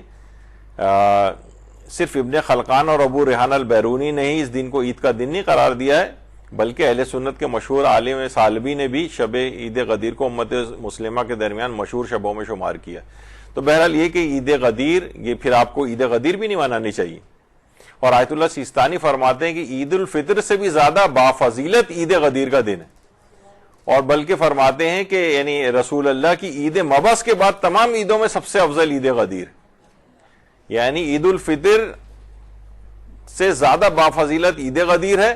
لیکن عید مبعث کے بعد اکثر جب یہ چیز ہم پیش کرتے ہیں تو لوگ کہتے ہیں نہیں عید مبعث سے بھی زیادہ عید غدیر افضل ہے، جبکہ ایسا نہیں. رسول اللہ کا مبعوث برسالت ہونا یہ بھی بہت بڑی عیدوں میں سے ہے، اور اس عید کے بعد سب سے بڑی عید جو ہے عید غدیر کو قرار دیا گیا ہے.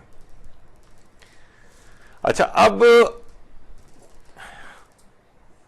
دوسری والی جو حدیث ہے یہ بھی دیکھیے کتابوں کے اندر اس لحاظ سے آئیے، لوگ اس کو بھی پیش کرتے ہیں کہ لما ضرب الحسین ابن علی علیہ السلام بالسیف فسقط، جس وقت امام حسین علیہ السلام کو ضرب لگی تلوار سے اور وہ زمین پر آئے، پھر اس کے بعد لوگ آگے بڑھے کہ لیقطع راسہ، ان کے سر کو قطع کریں.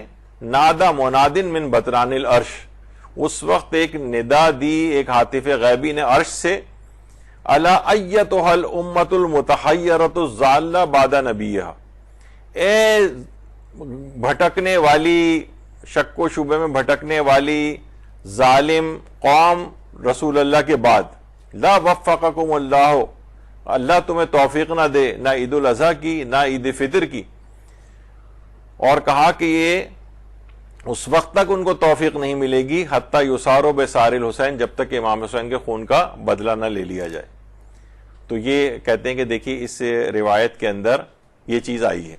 اچھا، اب اس کے اندر دیکھیے کیا ہے کہ جس وقت امام حسین کو ضرب لگا کے کہ وہ زمین پر آئے، تلوار سے ضرب لگی اور لوگ ان کے سر اقدس کو کاٹنے کے لیے دوڑے، تو اس وقت عرش سے آواز آئی. کن لوگوں کے لیے آواز آئی؟ اچھا، یہ لوگ کہتے ہیں دیکھیے اب یہ اس کا مطلب یہ ہے کہ ان لوگوں کو کبھی بھی عید الفطر کی ان لوگوں کو توفیق نہیں ملے گی، اس کا مطلب یہ ہے کہ اب عید الفطر نہیں ہے. یہ کن لوگوں کے لیے کہا ہے؟ وہ جو سر کاٹنے کے لیے آئے تھے، اور آسمان سے ان لوگوں کے لیے بات آئی تھی کہ جو کہ ایتھا الامۃ المتحیرۃ الضالہ بعد نبیہا، رسول اللہ کے بعد وہ گمراہ امت کے جنہوں نے امام حسین کے قتل کا ارتکاب کیا اور ان کے اوپر مظالم ڈھائے، ایسے لوگوں کو کبھی نصیب نہیں ہوگی. اس کا مطلب ہے کہ جو افراد اس قسم کا جو عید الفطر بعد میں نہیں منا رہے، ان کو نصیب نہیں ہو رہی ہے، وہ اپنا شمار اس قوم کے اندر کر رہے ہیں جس نے امام حسین کو قتل کیا تھا. یہ تو الٹا آپ کے اپنے خلاف جاتی ہے یہ والی روایت. اچھا، اب دیکھیے یہ ملا یحذر الفقی کے اندر بھی یہ والی روایت ہے. یہ اس سے پہلے جو میں نے آپ کو ابھی پڑھ کے سنائی تھی کہ عبداللہ ابن لطیف تفلیسی نے، اس میں دیکھیے زرین لکھا ہوا ہے، زرین بلکہ رزین سے روایت ہے کہ امام جعفر صادق نے فرمایا کہ جب امام حسین پر اللہم صلی علی محمد وعلی،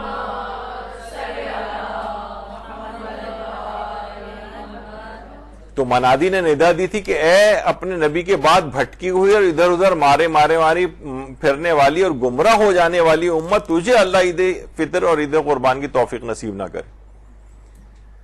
اور اس کا لازمی نتیجہ ہوا کہ خدا کی قسم نہ تو اب ان لوگوں کو یہ توفیق نصیب ہوئی، نہ آئندہ جبکہ امام حسین کا خون کا انتقام لینے والا نہ آ جائے اس وقت تک ان کو یہ توفیق نہیں ملے گی۔ تو یہ کن لوگوں کے لیے بات کہی جا رہی کہ جنہوں نے امام حسین کے قتل کا ارتکاب کیا، جو اس سازش میں شریک رہے یا بعد میں جو ان کے قتل سے راضی بھی رہے۔ یہی وجہ ہے کہ یہ سب روایات جو ہیں یہ اصلاً ہم آپ کے لیے نہیں آئی ہیں، بلکہ یہ نواسب کے لیے آئی ہیں، دشمنان اہل بیت کے لیے، قاتلان کے لیے آئی ہیں، یہ ان کے اس افعال کے اوپر راضی رہنے والوں کے لیے آئی ہیں۔ یہ ان لوگوں نے اپنے اوپر اطلاق کر لیا تو اس کا مطلب آپ اپنے آپ کو نواسب میں سے سمجھتے ہیں، جبکہ خود روایات کے اندر اپنے الفاظ ہیں کہ اے ظالم اور نبی کی اطرت کو قتل کرنے والے لوگوں، ان لوگوں سے خطاب ہے۔ یہ ابھی دیکھیے گا، یہ آپ یہ پوسٹیں اس کی بننی شروع ہوں گی، آنے والی ہوں گی عید کے قریب کے دنوں میں۔ تو روایات نواسب سے متعلق ہے۔ ملا محسن فیض کاشانی ہمارے بہت بڑے عالم گزرے ہیں، فرماتے ہیں یہ روایات ظالمین، قاتلین اور ان کے فعل پر راضی رہنے والے افراد سے متعلق ہیں۔ یہ ان افراد سے بھی متعلق ہیں ابھی بھی کہ جو کہ ابھی بھی یہ جو ہیں، آپ نے دیکھا ہوگا یزید رضی اللہ کہنے والے بھی کتنے افراد جو ہیں وہ آ گئے ہیں، اور جو دشمنان اہل بیت ہیں ان کے نام کے ساتھ بھی سب القابات لگا کے ان کے لیے سافٹ کارنرز پیدا کرتے ہیں۔ اور یہ بھی روایات کے اندر بات آئی ہے کہ دیکھیے لوگ اب ائمہ کی دیکھیے شخصیات ایسی ہیں کہ لوگ ان کو کھلم کھلا برا نہیں کہہ سکتے، بغض رکھنے کے باوجود نہیں کہہ سکتے، تو کیا کرتے ہیں وہ سافٹ ٹارگٹ کن کو بناتے ہیں؟ شیعوں کو بناتے ہیں۔ یہ اصلاً جو یہ بھی ایک ناصبیت کی چھپی ہوئی ایک شکل ہے کہ امام معصومین کو تو کہہ نہیں سکتے ہیں، تو اب کیا ہے کہ ان کے ماننے والوں کو برا کہو۔ جیسے ہم اکثر کہتے ہیں کہ جب ہم یہ سب پوسٹیں مجتہدین کے فتاوے وغیرہ شیئر کرتے ہیں تو لوگ جھنجھلا کے، ظاہر ہے مجتہدین کو بہت سے افراد جو ہیں برا نہیں کہہ سکتے ہیں، تو وہ مدرسۃ القائم کو مثلاً برا کہنا شروع کر دیتے ہیں۔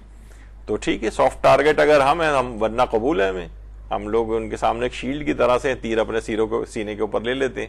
تو اسی طریقے سے شیعہ افراد بھی یہ ائمہ کی طرف جانے والے تیروں کو اپنے سینے کے اوپر لیتے ہیں۔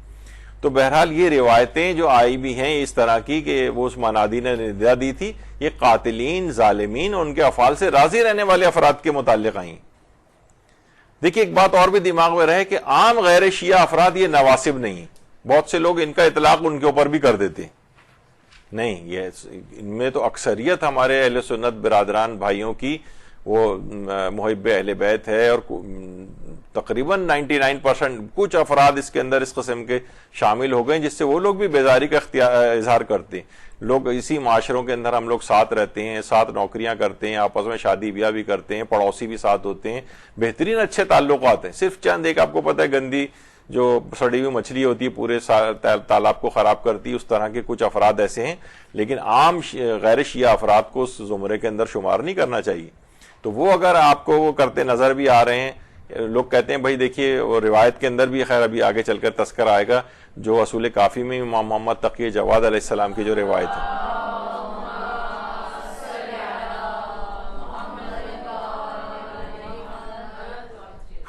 کہ کسی نے آ کر امام جواد سے پوچھا تھا کہ مولا آپ کیا کہیں گے، ہمیں تو یہ پتہ چلی یہ بات کہ ان لوگوں کو تو روزے کی توفیق بھی نہیں ملے گی۔ تو امام نے کہا اصل میں ایک فرشتے کی ایک دعا اس سلسلے میں قبول ہو چکی ہے۔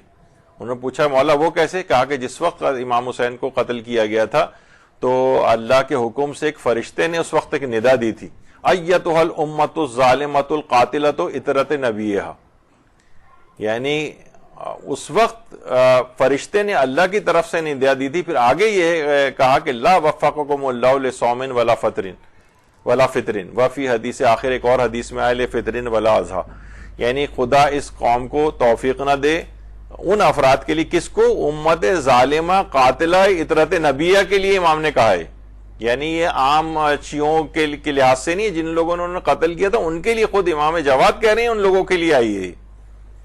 اور توفیق ایسے افراد کو نہ ملنا، اب ہمیں جو اس قسم کے افراد ہیں وہ عام طور پر ہمیں نہیں لگتا کہ وہ جو ہے وہ اگر بظاہر نماز پڑھتے بھی نہیں ہیں، نہ روزے اس لحاظ سے رکھتے ہوں گے، یا رکھ بھی لیں تو اس کے ایک معنی یہ ہوں گے کہ ان کے روزے قبول نہیں ہوں گے، یعنی بظاہر اگر وہ عبادات کرتے ہوئے بھی آپ کو نظر آ رہے ہیں۔ تو یہ اس کا وہ مفہوم بالکل بھی وہ نہیں ہے کہ لوگ عید نہ منائیں، بلکہ ان افراد کو یہ توفیق نہیں ملے گی یا ان کی عبادت قبول نہیں ہوں گی کہ جو کہ امام حسین کے قتل میں شامل تھے یا ان کے اس فعل سے راضی رہے۔ خیر، اس کے بعد یہ ہو گئی بات۔ اب ذرا تھوڑی اچھا اب دیکھیے دماغ میں ایک چیز اور بھی آتی ہے لوگوں کے, وہ یہ آتی ہے کہ شاید اس سے مراد ہے کہ جیسے ہم نے پہلے ذکر کیا کہ عید منانے سے مراد ہے کہ بہت ہلا گلا ہو رہا ہے اور ورائٹی پروگرامز ہو رہے ہیں اور بہت خوشیاں منائی جا رہی ہیں اور تالیاں پیٹی جا رہی ہیں اور فسق و فجور کا ماحول ہے جو دماغ میں ان لوگوں کے, جبکہ عید کا اصلاً یہ مفہوم ہی نہیں ہے. عید کے اگر آپ عید کے اعمال, شب عید کے اعمال دیکھیں, روزے عید کے اعمال دیکھیں, تو وہی عبادتیں ہیں, وہی ہیں, پر بہت ہوا تو اپنے آپ کو خوشبو لگا لو, اچھے کپڑے پہنو اور اپنے رشتہ داروں سے ملنے کے لیے جاؤ اور ان کے ساتھ مثلا کھانا پینا کچھ کر لو. یعنی اس کے اندر تو دیکھا جائے تو وہ فسق و فجور کا وہ ہے بھی نہیں. جب ہی امام حسن مجتبیٰ علیہ السلام نے عید کے دن اللہم صلی علی محمد وعلی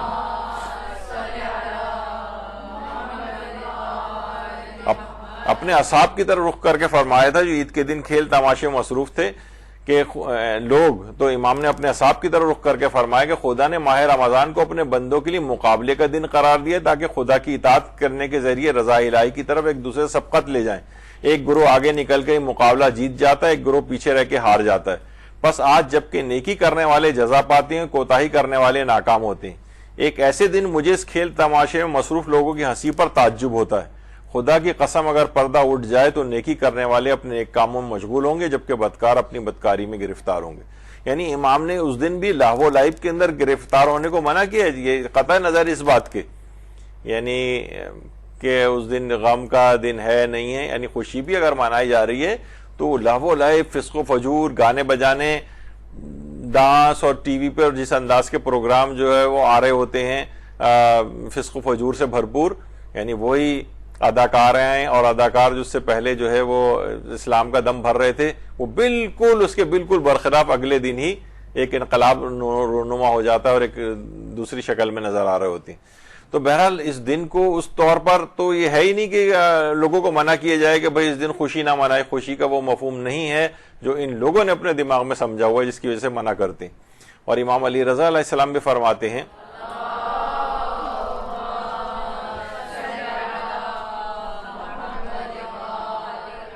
کہ یوم فطر کو یوم عید اس لیے قرار دیا گیا کہ اس میں مسلمانوں کا اجتماع ہوتا ہے, وہ مجتمع ہوتے ہیں, خدا کی خوشنودی کے لیے نکلتے ہیں, اللہ نے جو ان پر احسان کیا اس پر اس کا شکر ادا کرتے ہیں. اس لیے یہ یوم عید, یوم اجتماع, یوم فطر, یوم زکوٰۃ, یوم رغبت اور یوم تضرع, تو یہ خود امام نے اس کو یوم عید قرار دیا ہے. اور امام رضا علیہ السلام امام حسین کی شہادت کے بعد کتنے طویل عرصے بعد آئے ہیں, تو اگر اس کے بعد کوئی عید ہی نہ ہوتی تو امام کیوں کہتے کہ یہ یوم عید اس وجہ سے قرار دیا گیا ہے. اور امیر المومنین یہ بھی فرماتے ہیں علی ابن ابی طالب علیہ الصلوۃ والسلام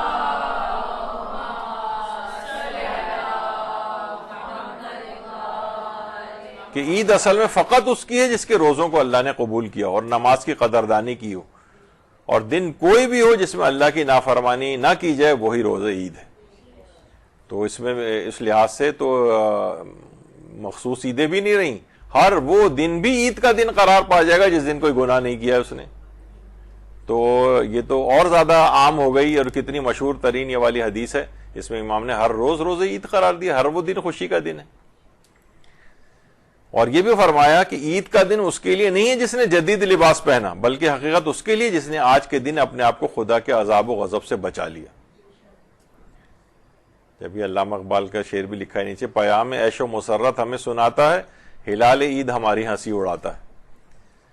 تو بہرحال اچھا, اب اس کے اندر جو چیز ہے جو سمجھنے والی ہے کہ یہ افراد, اچھا اس میں زیادہ تر افراد مجھے جو ہے نا وہ لگتے ہیں سادہ لو ٹائپ کے, اور اپنے طور پر اچھا پیچھے اصل میں بعض اوقات یہ ہوتا ہے کہ ماسٹر مائنڈ جو ہوتے ہیں وہ ان سادہ لو افراد کے ساتھ ہی اصل میں کھیل رہے ہوتے ہیں, اور ان کو کوئی اس طرح کی راہ چیز دکھاتے ہیں جس پہ ان کا مائنڈ سیٹ جو ہے خاص بن جاتا ہے.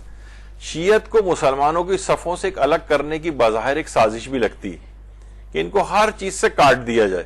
ابھی میں چند ایک اور مثالیں بھی آپ کو دوں گا کہ جو بظاہر لوگوں کی یا سادات کرام کی بڑی حمایت میں لگتی ہیں, لیکن کیا ہے کہ اصلاً ان کے خلاف ایک اس لحاظ سے سازش ہے. دیکھیے ایک چیز ہمارے ہاں شمار ہوتی ہے تقیہ مداراتی. ایک تقیہ خوفی ہوتا ہے جو جان مال عزت و آبرو جا رہی ہے تو اس وقت کے متعلق جو ہے ہوتا ہے جو انسان تقیہ کرتا ہے, لیکن ایک تقیہ مداراتی بھی ہے. اگر آپ حج کے احکام اگر دیکھیں تو اس میں جو ہے شیعوں کا غیر شیعوں کے ساتھ نماز جماعت پڑھنے کی تاکید آئی ہے کہ ان کے ساتھ نماز جماعت پڑھیں، ان کے ساتھ اجتماعات میں شریک ہوں، بلکہ یہاں تک ہے اگرچہ آغا سیستانی کا بس ایک اختلاف ہے، حتیٰ کہ اگر وہاں پر حکومت سعودی عرب اپنے طور پر یہ اعلان کرے کہ اس چاند کے مطابق جو ہے وہ حج ہوگا، تو پھر اور ہمارے نزدیک وہ چاند ثابت نہیں ہے مثلا، تو وہ ان کے مطابق ہی پھر حج کرنا بھی جو ہے وہ مراجی کی ایک اچھی بڑی تعداد کہتی ہے کہ پھر اسی کے مطابق ہی عمل کریں۔ آقا سیستانی نے احتیاط واجب لگائی ہے اس مسئلے میں، ورنہ وہ کہتے ہیں کہ نہیں، احتیاط واجب اگر آپ کے نزدیک چاند ثابت نہیں ہے اور چاند کا ڈفرنس آ رہا ہے تو آپ کو اپنے مطابق حج کرنا پڑے گا۔ ایک دفعہ ہم نے اپنے استاد سے بھی ڈسکس کیا تھا تو بڑا مسئلہ ہو جائے گا بالفرض یہ، تو انہوں نے کہا نہیں، حکومت سعودی عرب تو بلکہ بڑی خوش ہوگی، وہ چاہے گی کہ دنوں میں کے لحاظ سے حاجی ڈیوائیڈ ہو جائیں تو ان کے اوپر ایک لوڈ بھی ذرا کم ہو جاتا ہے، یعنی اپنے طور پر انہوں نے اپنی رائے دی۔ لیکن یہاں پر اس مسئلے میں آیت اللہ وحید خراسانی کی طرف رجوع کیا جاتا ہے، یعنی جو آیت اللہ سیستانی کے مقلدین ہیں جن کے نزدیک جو حج عید الاضحیٰ کے لحاظ سے، یعنی جو ذی الحج کا چاند اگر یہ ثابت نہیں بھی ان کو ہو رہا ہے اور ایک دن آگے پیچھے ہے اور حکومت نے وہاں کی دوسرا اعلان کیا حج کے سلسلے میں، تو احتیاط واجب میں آیت اللہ وحید خراسانی کی طرف رجوع کر کے ان کے مطابق ہی حکومت یا اعلان کے مطابق حج کر لیا جاتا ہے۔ تو بہرحال یعنی مسلمانوں کے ساتھ نماز پڑھنا، ان کے پروگرام میں ان کے اموات میں شریک ہونا، یہ تقیہ مداراتی کہلاتا ہے۔ تو بہرحال یعنی اسلام نے تو یہ والا حکم دیا اور آپ ایسی طریقہ کار اختیار کر رہے ہیں جس سے آپ بالکل کٹ کے الگ ہو جائیں۔ بہت سے لوگ کیا کرتے ہیں، ان کے ساتھ جی ہم نماز جماعت نہیں پڑھیں گے، اور عین اسی وقت کے جس وقت تمام مسلمان خانہ کعبہ کی طرف جا رہے ہوتے ہیں، ہمارے بعض مومنین کہتے ہیں نہیں ہم اپنے ہوٹل کی طرف جا رہے ہوتے ہیں، بالکل مخالف سمت میں۔ یہ کیا کر رہے ہیں؟ یعنی اس وقت تاکید ہے، یعنی انہی کے ساتھ آپ کھڑے ہو کے نماز آپ کو خود پڑھنا ہوتی ہے، لیکن ان کے ساتھ کھڑے ہونا ہوتا ہے اور نماز، تاکہ مسلمانوں میں ایک اتحاد اتفاق اور اس طرح کی چیز بھی رہے۔ تو بہرحال یہ چاہتے ہیں کہ یہ بالکل ایک الگ سے نظر آئیں، کٹ کے سب لوگوں سے کٹ کے جناب الگ ہیں، کہ یہ پوری دنیا خوشیاں منا رہی ہے اور یہ لوگ کھڑے کسی جگہ نوحہ ماتم کر رہے ہیں، ماتمی سنگت ہو رہی ہے اور زبردست قسم کا ماتم ہو رہا ہے۔ ماتم میں کوئی اس لحاظ سے ہم اس کی وہ نہیں کر رہے قباحت، لیکن اس دن کو غم کے دن کے منانے کے طور پر جو اپنے گھر میں آپ ماتم کر لیں، رو بھی لیں، جیسا بھی کر لیں، لیکن ایسا تاثر پوری دنیا پہ نہ جائے کہ ان لوگوں کی تو کوئی عید ہی نہیں ہے۔ اچھا، اسی طرح سے کیا ہوتا ہے، بہت سے یہ سادہ لوگ افراد بظاہر یہ، اچھا ان سب کے پاس کیا ہے، یعنی ایک لحاظ سے کہتے ہیں کہ ہم جو ہے نا، جو جس طرح سے ہم غم مناتے ہیں، ہم جو کہہ رہے ہیں، یہی اصل میں یعنی ایک لحاظ سے ٹھیکیداری لے لیتے ہیں، آئمہ کی، سادات کی ٹھیکیداری لے لیتے ہیں۔ اچھا، یہ جتنے بھی اس قسم کے افراد ہیں، آپ دیکھیں گے خمس دینے کے بھی قائل نہیں ہیں، یعنی سادات کرام پہ کہتے ہیں صدقہ حرام ہے ان کے اوپر، یعنی جو عام مستحب صدقات سب سادات لے سکتے ہیں، صرف صدقہ فطر نہیں لے سکتے اور صدقہ زکوٰۃ نہیں لے سکتے، یعنی صدقہ فطر اور صدقہ زکوٰۃ صرف یہی تو نہیں لے سکتے، باقی تو سب لے سکتے ہیں، حتیٰ کہ سادات رد مظالم بھی لے سکتے ہیں زیادہ تر مجتہدین کے نزدیک، عام مستحب صدقات جو ہیں وہ بھی لے سکتے ہیں۔ تو یہ کیا کرتے ہیں، سادات کا معاشی استحصال، یعنی نہ تو سادات کے پاس صدقہ جائے گا، نہ سادات کے پاس مثلا وہ تو زکوٰۃ تو ویسے ہی زکوٰۃ مال بھی نہیں جا سکتی غیر سید کی، نہ سادات کے پاس جو ہے وہ فطرہ جائے گا اس لحاظ سے غیر سید کا، اور آپ کہتے ہیں خمس جو سہم سادات ہے، جب خمس ہی نہیں نکلے گا تو آپ تو قائل ہی نہیں ہے، تو وہ بھی ان کے پاس نہیں جائے گا، تو معاشی استحصال ہو جائے گا ان کا، یعنی جو بظاہر بڑے سادات کا دم بھرتے ہیں، یہ ان کی معاشی پوری چین کو کاٹ دیتے ہیں۔ اسی طریقے سے مثلا سادات لڑکیوں کی شادیوں کو مشکل بنانا کہ نہیں جناب سادات کی غیر سید سے شادی نہیں ہو سکتی۔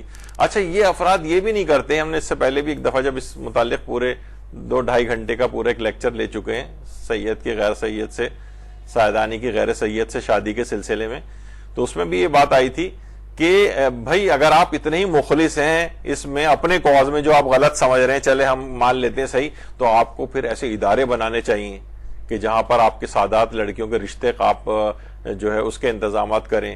معاشی کمک جب آپ کہہ رہے ہیں کہ خمس بھی نہیں دیا جائے گا ان کو, زکوٰۃ ان کو نہیں دی جائے گی, صدقہ ان کو نہیں دیا جائے گا, تو ان کی پھر معاشی اس کے لیے آپ کچھ ادارے قائم کرنے چاہیے تھے آپ کو. آپ اتنے زیادہ سادات کے حقوق کے نگہبان ہیں, ان کی عزتوں کے رکھوالے ہیں, تو یہ سب کام کرنے چاہیے تھے نا. سادات ایسی خواتین جن کی عمریں نکلی جا رہی ہیں, سادات نہ رشتے اس لحاظ سے اویلیبل ہوتے ہیں, غیر سادات پہ بھی آپ نے پابندی لگا دی ہے, اور کوئی متبادل انتظام بھی نہیں کیا, تو ان میں کرپشن کا فروغ بھی ہو رہا ہے, ان کی شادیوں کو آپ اور مشکل بنا رہے ہیں. تو یہ بظاہر اس طرح کے جو عید نہ منانے والے, خمس نہ دینے والے, سادات لڑکیوں کی غیر سید شادیوں کے مخالف, انہوں نے ایک بہت عجیب و غریب ایک چیز بنا رکھی ہے, جس میں شیعت مسلمانوں سے بھی کٹ رہی ہے اور اپنے اندر بھی ضعف کا شکار ہو رہی ہے. مالی لحاظ سے کمزوریاں, اس کے لحاظ سے, شادیوں کے لحاظ سے کرپشن کا فروغ, اور بہت سارے مسائل کا شکار قوم کو یہ لوگ کر رہے ہیں. کچھ اپنی سادہ لوہی میں کر رہے ہیں, اور کچھ ان کو بیوقوف بنانے والے جو اوپر شاطر افراد بیٹھے ہوں گے, وہ افراد, ان افراد کی طرف سے یہ چیز ہو رہی ہے. اچھا اب وہ آ جائیے, وہ جو اور روایت تھی کہ راوی کہتا ہے میں عید والے دن مدینے پہنچا, اور اس کے بعد قبر رسول کو چومنے کے بعد امام صادق کے پاس گیا, دروازہ دستک دی, کالا لباس پہنے ہوئے تھے. میں نے کہا مولا لوگ کیا کہیں گے, عید والے دن بھی کالے کپڑے. امام نے فرمایا مسلمانوں سے پوچھو مسلمانوں نے کون سی عید منانے دی. اچھا حوالہ کیا ہے, کسی حدیث کی کتاب کا نہیں, مجلس خطیب الایمان. اچھا میں نے کہا کہ خطیب الایمان نام کے کون ہے, تو انٹرنیٹ پہ سرچ کرنے کے بعد دسیوں ذاکرین کے پنجاب والے ہیں ہمارے بھائی, ان کے نام کے ساتھ خطیب الایمان. ظاہر یہاں تو القابات آپ کو پتا ہے کہ بہت ہی آسانی کے ساتھ تقسیم ہوتے ہیں, ہر آدمی جو ہے وہ بہت بڑے بڑے القابات کے ساتھ ہوتا ہے. تو معلوم یہ چلا کہ کسی پنجاب کے ذاکر کی مجالس کا جو مجموعہ ہوتا ہے نا ان کی تقریر کا, وہ انہوں نے کوئی بھی ظاہر ہے اپنے منہ سے کوئی بات ایسی نکال دی, نہ جو نہ کسی کتابوں میں ہے, نہ کسی جگہ پہ ہے, نہ کسی حدیث کی کتاب میں ہے. تو کیا ہے, بس اس کتاب کا ریفرنس دے دیا. اب لوگوں کو تو نہیں پتا, لوگ کہتے ہیں اچھا بس صفحہ نمبر لکھا ہوا ہے, کوئی کتاب ہے, اس کا مطلب ہے کہ حدیث بالکل ٹھیک ہے, جبکہ یہ حدیث نہیں ہے. یہ اس لحاظ سے بس ایک کسی ذاکر کی مجلسوں کا ایک مجموعہ ہے. ہر چھپی ہوئی چیز جو ہے وہ آتھینٹک تھوڑی ہوتی ہے کہ بس کسی نے بھی پرنٹ کرا کے کوئی چیز ڈال دی. تو اس لحاظ سے اس کا کوئی ریفرنس نہیں ہے اس چیز کا. پھر وہ اس والی اس کے اندر تو کیا تھا, مجلس خطیب الایمان. پھر ایک کتاب روایت ازا, روایت ازا نام کی بھی کوئی ویسی کتاب کسی بڑے معتبر عالم دین کوئی کچھ نہیں ہے, اور یہ بلکہ ہو سکتا ہے یہ بھی کسی ذاکر وغیرہ کی تقاریر کا جو ہے مجموعہ ہو.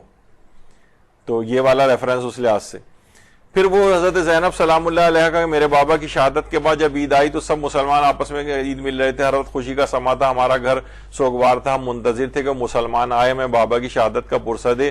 کوئی مسلمان ہمیں پرسہ دینے نہ آیا, ہم تنہا اپنے بابا کو روتے رہے. آل رسول پر اب کوئی خوشی نہیں آئی ہے, خانواد رسول اب قیامت تک عزادار رہے گا. کوئی روایت نہیں, کچھ نہیں. باحوالہ تفسیر غم صفحہ 16 طبع مؤلف سید علی زادے. یہ کسی جگہ میں ڈھونڈ کے تھک گیا نا, یہ تفسیر غم اور یہ استبا اور یہ اس لحاظ سے کوئی کتاب, یہ اسی طرح کی بس وہ ہے کہ جو لوگوں نے ذاکرین وغیرہ کے ادھر ادھر سے مواد نکالے. بہت ساری ایسی چیزیں ہیں دیکھیے جو نا ذاکرین یا علماء کے یا فلسفیوں کے ویسے ہی قول ہیں, جیسے کلو یوم عاشورہ و کلو ارزن کربلا. یہ کوئی اس لحاظ سے حدیث کا جملہ نہیں ہے, بلکہ یہ مفکر کے قول ہیں. یا مثلا کوفہ خاموش بیٹھنے والی جو ہے قوم ہے, کوئی اس طرح کا کر کے وہ کسی یہاں کے کسی عالم نے اپنی تقریر میں, لوگ بہت سارے اس طرح کے جملے کہتے ہیں, لوگوں نے اس کو نا حدیث سمجھ کے اس کو بیان کر رہے ہوتے ہیں. کوفیوں کی مذمت پہ بہت ساری اس طرح کی جو جملے جو ہے رائج ہیں. تو یہ بھی کوئی کتاب نہیں ہے, بس یہ ایسے ہی کسی بھی ذاکر کی بات کو کہہ کے. اور بلکہ ایک مرحوم ذاکر تو ایسے تھے کہ میں ذرا ان کے اس میں لگا بھی تھا, وہ بہت عربی عبارات بھی پڑھتے تھے. تو یقین کیجئے کہ وہ عربی عبارات بھی جو ساری جو ہے نا پوری وضع کردہ ہوتی تھیں, پوری بنائی ہوئی ہوتی تھی, جعلی شروع سے آخر تک لوگوں کے سامنے. تو آپ ظاہر 2-3 جملے بھی عربی کے طور پہ پڑھ دیں حدیث میں تو کہیں گے وہ زبردست, کا مطلب ہے کہا ہوگا امام نے. تو وہ تو چھوڑیے, یعنی کہ کوئی ضعیف روایت بھی اگر پڑھ دیتے تو غنیمت ہوتا کہ چلو ضعیف روایت میں تو وہ ہوتی ہی نہیں تھی, روایت بنائی جاتی تھی باقاعدہ. کون بنا کے دیتا تھا ان کو؟ ظاہر ہے ہر چیز کے پیچھے ایک پوری وہ ہوتی ہے نا سائنس. یا وہ کہ آپ کون سی عید کربلا کے بعد رہ گئی, یہ کتاب روایت ازا, بھائی اسلام کی کوئی کتاب نہیں. یہ تو مثلا آپ میں سے کوئی خاتون جو ہے وہ مجلس سے، اچھا بعض جگہوں کے ذاکرین، خاص طور پہ ہمارے بہرحال صوبہ پنجاب میں ہوتا ہے یہ کہ ذاکرین زبان حال کو زبان قال بنا کے پیش کرتے ہیں، جو کہ خود ایک جائز نہیں ہے کہ بالکل آپ پورے الفاظ کے امام نے یہ کہے اور پوری ایک چیز ڈیزائن کر دیتے ہیں. ایک ذاکر کا میں نے ایک دفعہ پہلے کہا تھا، بہت مشہور پنجاب کے ذاکر ہیں، یہاں کراچی آئے تھے، کسی ہمارے رشتہ دار کے گھر آ کے ٹھہرے تھے، تو وہ کہتے تھے کہ میں تو جو مصائب بیان کرتا ہوں نا، میں ویژولائز کرتا ہوں، کسی کتاب میں تھوڑی پڑھتا ہوں، یہ جو میں کرتا ہوں یہ خود ویژولائز کرتا ہوں کیا ہوا ہوگا اور وہ بیان کر دیتا ہوں. ارے وہ کوئی کتاب چھپوا کے وہ کہے گا کہ امام نے یہ کہا، حضرت زینب نے یہ کہا، تو وہ تو کتاب بن جائے گی. یہی ان کتابوں کے ساتھ بھی ہو رہا ہے، جو آپ کو روایتیں یہ پیش کی جا رہی ہیں، یہ ساری اس طرح سے ہیں. یہ بلکہ یہ واقعتاً روزہ باطل کروا دینے والی ہیں کہ اگر یہ اس کو اس طور پہ پیش کیا جائے گا تو دیکھیے یہ سب ہے تفسیر غام اور کون کون سی یہ ساری چیزیں اس طرح کی. اچھا زیارت ناہیہ کے میرا سلام اس مظلوم پر جس نے عید کے دن سیاہ کپڑے پہنے. زیارت ناہیہ کے جتنے ورژن اس وقت ایک دو ہیں، وہ بھی میں کل سے تلاش کر رہا ہوں. یہ جملہ کسی جگہ مجھے امام کا نہیں ملا کہ یہ والے جملے، بس نیچے زیارت ناہیہ لکھ دیا. دیکھیے جیسے حضرت امیر المومنین کے لیے بات کہی جاتی ہے، آپ کسی بھی کوئی بھی اچھا جملہ جو ہوتا ہے نا، اس کو اگر پاپولر بنانا ہے اپنے پوسٹ کو، تو اس کے نیچے مولا علی نے فرمایا لکھ دیں بس، یا اس کے اوپر. لوگ ایسا اس کے اوپر یقین کریں گے، اور وہ بعد میں پتہ چلا جیسے بہت سارے شعر علامہ اقبال سے منسوب کر کے اقبال نے فرمایا کہ باقاعدہ پوری ایک ویب سائٹ بنانی پڑ گئی کہ بھائی شعر علامہ اقبال کے نہیں ہیں. فراز، احمد فراز کے نام سے بہت سارے جو ہے شعر جو ہے وہ بنائے گئے. آدمی بعض اوقات حیران ہو جاتے یہ فراز نے اتنا گھٹیا قسم کا شعر کیسے کہا. تفصیل جب اس کی جا کے دیکھتے ہیں تو ان کا شعر ہی نہیں ہے. جھوٹ بولا ہے تو وعدہ بھی نبھاؤ فراز، آدمی کو اتنا تو صاحب کردار ہونا چاہیے. پتہ نہیں کیا اس طرح کا شعر میں جا کے دیکھا تو پتہ چلا ہے ہی نہیں ہے، تو ان کا نام لکھیے. تو یہ حدیثوں کے ساتھ بھی ہو رہا ہے. اچھا تو اب بہرحال یہ اس طرح کی چیزیں ہیں. اور دیکھیے اگر جو خوشی کے دن بعض اوقات یا تہواروں کے دن شہادتوں کی تاریخ میں بھی اگر آ جائے نا، تو آیت اللہ ناصر مکارم سے عید نوروز کے متعلق پوچھا کہ ایران کا میں بہرحال ویسا تہوار ہے اور اس کا ثقافتی پہلو وہ اپنی جگہ پر ہے، لیکن ایسا نہیں ہے کہ یہ بالکل غیر اسلامی ہو. دیکھیے بہت سے ہمارے افراط و تفریط ہر چیز میں ہے نا. اس کے خاص اعمال بتائے گئے ہیں، خاص اس کے دن کا روزہ جو ہے وہ تاکیدی روزوں کے اندر سے شمار کیا گیا ہے، اور پھر اس کے ساتھ ایرانی ثقافتی پہلو میں، تو وہ دونوں چیزیں آپس میں مل گئی. نہ یہ مکمل اسلامی ہے اور نہ ہی یہ بالکل ایرانی ہے، ایسا بھی نہیں ہے. تو بہرحال تو انہوں نے سوال پوچھا کہ عید نوروز کے ساتھ ایام عزاداری اہل بیت بھی مل جائیں تو اس سلسلے مکلف کی کیا ذمہ داری ہے. تو انہوں نے کہا بہتر یہ کہ اظہار خوشی و مسرت نہ کیا جائے، یعنی ایام عزاداری کے ساتھ اگر خوشی کے ایام یا تہوار آ رہے ہیں، البتہ صلہ رحمی، ایک دوسرے گھر ملاقات کے لیے جانا، گھر کی صفائی نظافت میں کوئی حرج نہیں. یعنی اس طرح سے دونوں چیزوں کو آپس میں ملایا بھی جا سکتا ہے کہ بھئی آپ نوحہ ماتم چلیں جو ہے وہ آپ کر لیں، اس کے بعد عام مسلمانوں کی طرح سے عید کا بنائیں. بہت سے مکمل سیاہ لباس پہن کر حال اپنا بالکل عاشورے کی طرح سے قرار دے کے اس طرح سے گھومنا شروع ہو گئے. تو یہ سب چیزیں ہیں اس طرح سے. اور دعائے وداع شہر رمضان امام زین العابدین علیہ الصلوۃ والسلام صلی اللہ علیہ وسلم.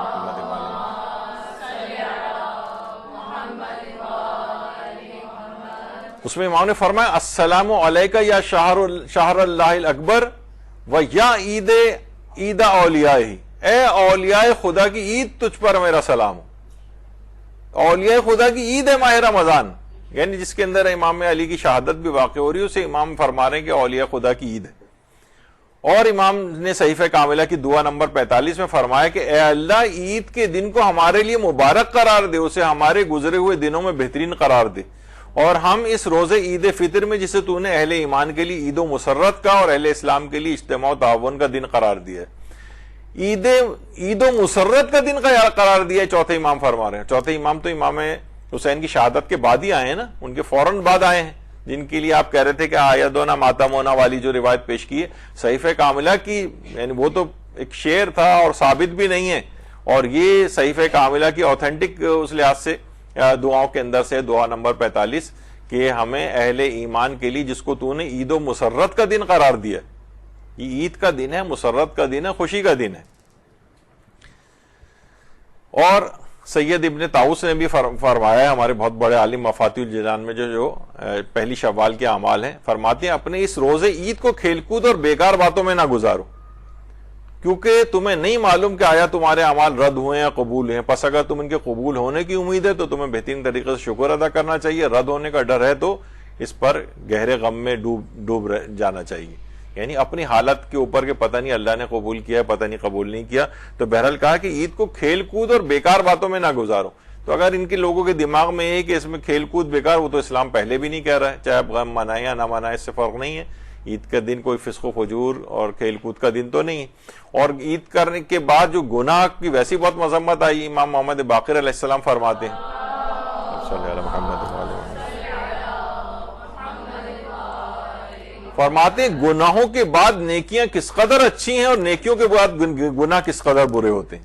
یعنی ابھی آپ نے پورا رمضان گزارا ہے اتنا نیکیاں کرتے ہوئے, اعمال شب قدر کرتے ہوئے, کتنی دعائیں, اذکار, عبادات, اور اس کے فوراً بعد بس عید کا دن آیا اور آپ نے ایک دم سے انقلاب آپ کے اندر آ گیا اور جو ہے وہ نیکیوں کے بعد گناہ کرنے شروع کر دیے. کہا کس قدر نیکیوں کے بعد گناہ کس قدر برے ہیں اور گناہوں کے بعد نیکیاں کس قدر اچھی. انسان پچھلی چیزوں کو اپنے معاف کروا کے اور پھر نیکیوں کے اندر مشغول ہو جائے. اور یہ بھی ایک امام صادق علیہ الصلوۃ والسلام نے بات فرمائی ہے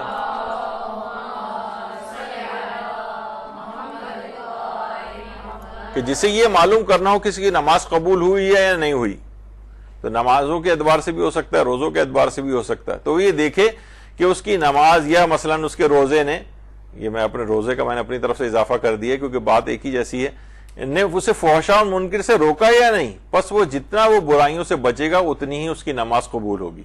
یعنی نماز اور روزے ہمارے پرسنٹیج وائز بھی قبول ہوتے ہیں.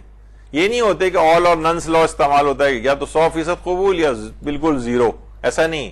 پرسنٹیج وائز بھی قبول ہوتے ہیں. جیسے خشوع خضوع جتنا زیادہ ہوگا اتنی نماز میں پرسنٹیج قبولیت کی بڑھتی جائے گی. جتنا اپنے آپ کو گناہوں سے بچائیں گے اتنی پرسنٹیج, زیادہ گناہوں سے بچا رہے ہیں نماز زیادہ قبول ہو رہی ہے, کم گناہوں سے بچا رہے ہیں اپنے آپ کو نماز کم قبول ہو رہی ہے. اسی طرح سے نماز اور روزے دونوں کا مسئلہ ہوگا. اور یہ بھی فرمایا امیر المومنین نے کہ زیادہ خوبصورت لباس پرہیزگاری کا لباس ہے, یعنی گناہوں سے بچنے کا لباس. دنیا کے لباسوں میں سب سے زیادہ خوبصورت لباس یہی ہے. اور خاص طور پر کیونکہ عید قریب ہے تو اس میں کچھ باتیں اس متعلق بھی آ جائیں کہ عورت کے لیے میک اپ کرنا اور مہندی لگانا بذات خود جائز ہے, لیکن انہیں لگا کر نامحرموں کے سامنے آنا یہ جائز نہیں. اگر ایسا کیا تو چہرے اور ہاتھوں کو نامحرم سے چھپانا واجب ہو جائے گا. یہی وجہ ہے کہ عورتوں کے لیے آیت اللہ سیستانی فرماتے ہیں احتیاط مستحب ہے کہ جوان عورت نماز عید کے لیے نہ جائے. البتہ یہ احتیاط بوڑھی خواتین کے لیے نہیں. اس پہ بھی لوگ بہت وہ ہوتے ہیں کہ ہم وہاں جاتے ہیں امام رضا کے اس میں, وہاں تو سب عورتیں بھی ساتھ نماز عید پڑھ رہی ہوتی ہیں. اجازت ہے, صرف یہ کہ احتیاط مستحب کے پیچھے بھی یعنی غالباً شاید یہ ہو کہ دیکھیے عید کا دن ہے, یقیناً انسان تیار ویار ہو کے ذرا بن ٹھن کے جو ہے وہ جاتا ہے. تو اگر نماز عید کے لیے بھی جا رہی ہیں اور خواتین, تو ایسا نہ ہو کہ کہیں بے اعتدالی ہو جائے اور حرام کی طرف نہ چلے جائیں. اور تو اس لحاظ سے اس کو پسندیدہ شمار نہیں کیا گیا کہ احتیاط مستحب ہے کہ عورتیں نماز عید کے لیے نہ جائیں, گھر میں پڑھ لیں.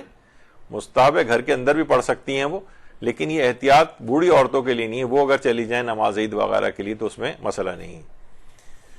اور شب عید آئے گی جس میں ہمارے یہاں فوراً گانے بجانے اور کیا کیا کچھ شروع ہو جائے گا. یہ روایت میں آیا ہے, پیغمبر فرماتے ہیں کہ یہ رات شب عید الفطر مرتبے میں شب قدر سے کچھ کم نہیں. یعنی شب قدر میں انسان کتنا احتیاط کر رہا ہوتا ہے, کتنا محتاط, کتنا عبادتوں کی طرف دل راغب.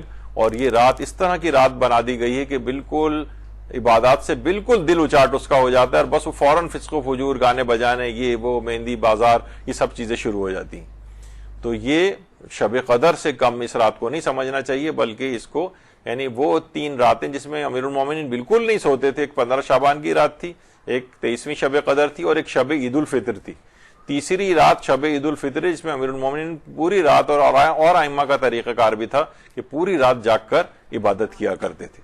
تو اس رات کو بہترین طریقے سے گزارنا ہے. اور امام جعفر صادق علیہ السلام یہ بھی فرماتے ہیں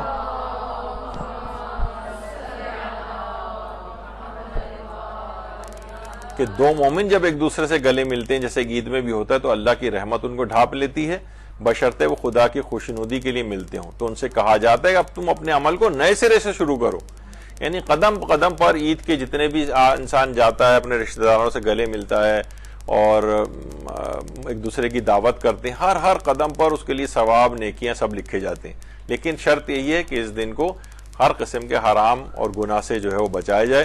تو ان لوگوں کے لیے بھی شاید دماغ میں یہ بات ہو کہ بھئی یہ تو فسق و فجور کے لحاظ سے دن ہے تو یہ تو نہیں منانا چاہیے، تو ان کو بھی دماغ سے چیز نکال دینی چاہیے کہ عید کا دن فسق و فجور کا تو دن ہی نہیں ہے، یہ تو صرف عبادات کا دن ہے، صلہ رحمی کا دن ہے. بہت ہوا تو اچھے کپڑے لباس اب بنا لیں، خوشبو لگا لیں، رشتہ داروں سے ملاقات کے لیے چلے جائیں، اور یہ اماموں کے غم کے ساتھ بھی یہ چیز ہو سکتی ہے. لیکن پوری وضع و قطع عاشور جیسی بنا لینا، اس کو عاشور کی طرح سے غم کا دن قرار دے دینا، خود ساختہ ایجادات کر دینا، دسواں وسواں یہ سب کچھ کرا کے ان کے فلسفے کچھ اور ہیں، یاد کرنے کے حوالے سے ہیں، وہ جتنے بھی چاہیں آپ یاد کر لیں. لیکن کیا ہوگا کہ اس سے آپ نا لوگوں کو اور زیادہ، جب بچے بھی دیکھیں گے، جوان بھی دیکھیں گے کہ پوری دنیا خوشیاں منا رہی ہے اور ہمارا باپ جو ہے وہ غم کی فضا جو ہے قائم کر کے گھر میں بیٹھا ہوا ہے، تو کہیں گے یہ کون سا مذہب ہے، یہ کیا ہے، وہ دین اور اس سے متنفر ہو جائیں گے، یہ تم کون سی چیز ان کے سامنے پیش کر رہے ہو. تو بہرحال یہ نہیں ہے کہ یہ چیزیں معاذاللہ کوئی حرام اور وہ اس کا پہلو رکھتی ہوں. مجلس بھی کوئی کر لے، چاہے ماتم بھی کوئی اپنے گھر کے اندر ہی کر لے، رو بھی لے، اور روتا ہی ہے جب وہ امام حسین کی زیارت پڑھتا ہے، دعائے ندبہ پڑھ رہا ہوتا ہے. یہ عیدیں کب ہوتی ہیں اگر امام حسین اپنی شہادت نہ دیتے، پیش نہ کرتے، خانوادے کو اپنے قربان نہ کرتے، نہ یہ عیدیں ہوتی، نہ یہ رمضان ہوتے، نہ لوگوں کے پاس آج دین ہوتا.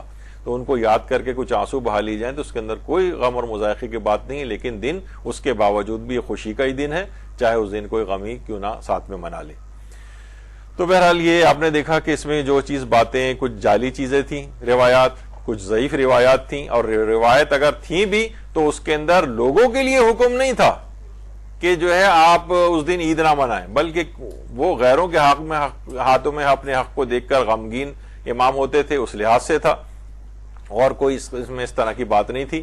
اور وہی جن آئمہ کی آپ روایت پیش کر رہے ہیں ان کی مستند روایت میں اس دن کو عید کے طور پر، خوشی کے دن کے طور پر منانے کا حکم دیا گیا ہے. تو معتبر روایتوں کے مقابلے میں آپ ضعیف روایتوں کا سہارا لے کر یا غیر معتبر بالکل باتیں جو کہ بلکہ کتابوں کے اندر ہیں بھی نہیں اور ذاکرین کے کلام سے اٹھا کر جو ہے آپ ان کو آئمہ کی احادیث کے اوپر حاوی کر رہے ہیں، ایک بہت بڑی جسارت ہے. ایسے لوگوں کو سوچنا چاہیے، اور جہاں تک ہو سکے آپ بھی اس پیغام کو آگے پہنچائیں کہ اس قسم کے کوئی، کیونکہ گھروں کے اندر ایسے جوان اور ایسے افراد آ گئے جو اس قسم کے افکار کو فروغ دے رہے ہیں، ان کا مقابلہ کیجئے. ان کے سامنے آپ نے اس سے پہلے حدیث دیکھی تھی کہ بدعتوں کا اس انداز سے مقابلہ کرنا ہوتا ہے. تھوڑا سا سخت رویہ دے کہ شروع میں جب کوئی کنکر تالاب کے اندر پھینکتا ہے نا تو ارتعاش تو پیدا ہوتا ہے، لہریں پیدا ہوتی ہیں. تو یہ پہلی دفعہ جو یہ کام کرے گا نا اس کو تھوڑی گالیاں بھی کھانی پڑیں گی. آپ کو جب جس زمانے میں قرآن نیا نیا نازل ہوا تھا تو ایک صحابی رسول کو جب کہا تھا کہ تلاوت جا کے خانہ کعبہ پہ کرو تو اتنے زیادہ ان کو تھپڑ منہ کے اوپر مارے گئے تھے، اتنے زیادہ مارے گئے تھے کہ پورا چہرہ ان کا زخمی ہو گیا تھا. لیکن کیا ہے کہ آج اسی خانہ کعبہ کے اندر آپ دیکھتے ہیں کس قدر تلاوت قرآن ہوتی ہے. تو اس صحابی کا کیا اجر و ثواب ہوگا جس نے اسلام کی خاطر یہ ساری اپنی چہرے کے اوپر یہ تھپڑ برداشت کی. تو آج بھی لوگ آپ کو برا بھلا کہیں گے، گالیاں دیں گے، سب کچھ ہوگا، لیکن بہرحال حق اور سچ کی ہمیشہ فتح ہوتی ہے اور وہی غالب آ کر رہتا ہے. تو انشاءاللہ امید ہے کہ غلبہ حقی کو ملے گا. تو آپ اپنا کام جاری رکھیے، اور اب تو انشاءاللہ عید کے بعد ملاقات ہوگی. پیشگی مبارکباد عید کی قبول کریں ہماری طرف سے، اور دعا میں انشاءاللہ یاد رکھیے. وصلی اللہ علی محمد وآلہ الطیبین الطاہرین.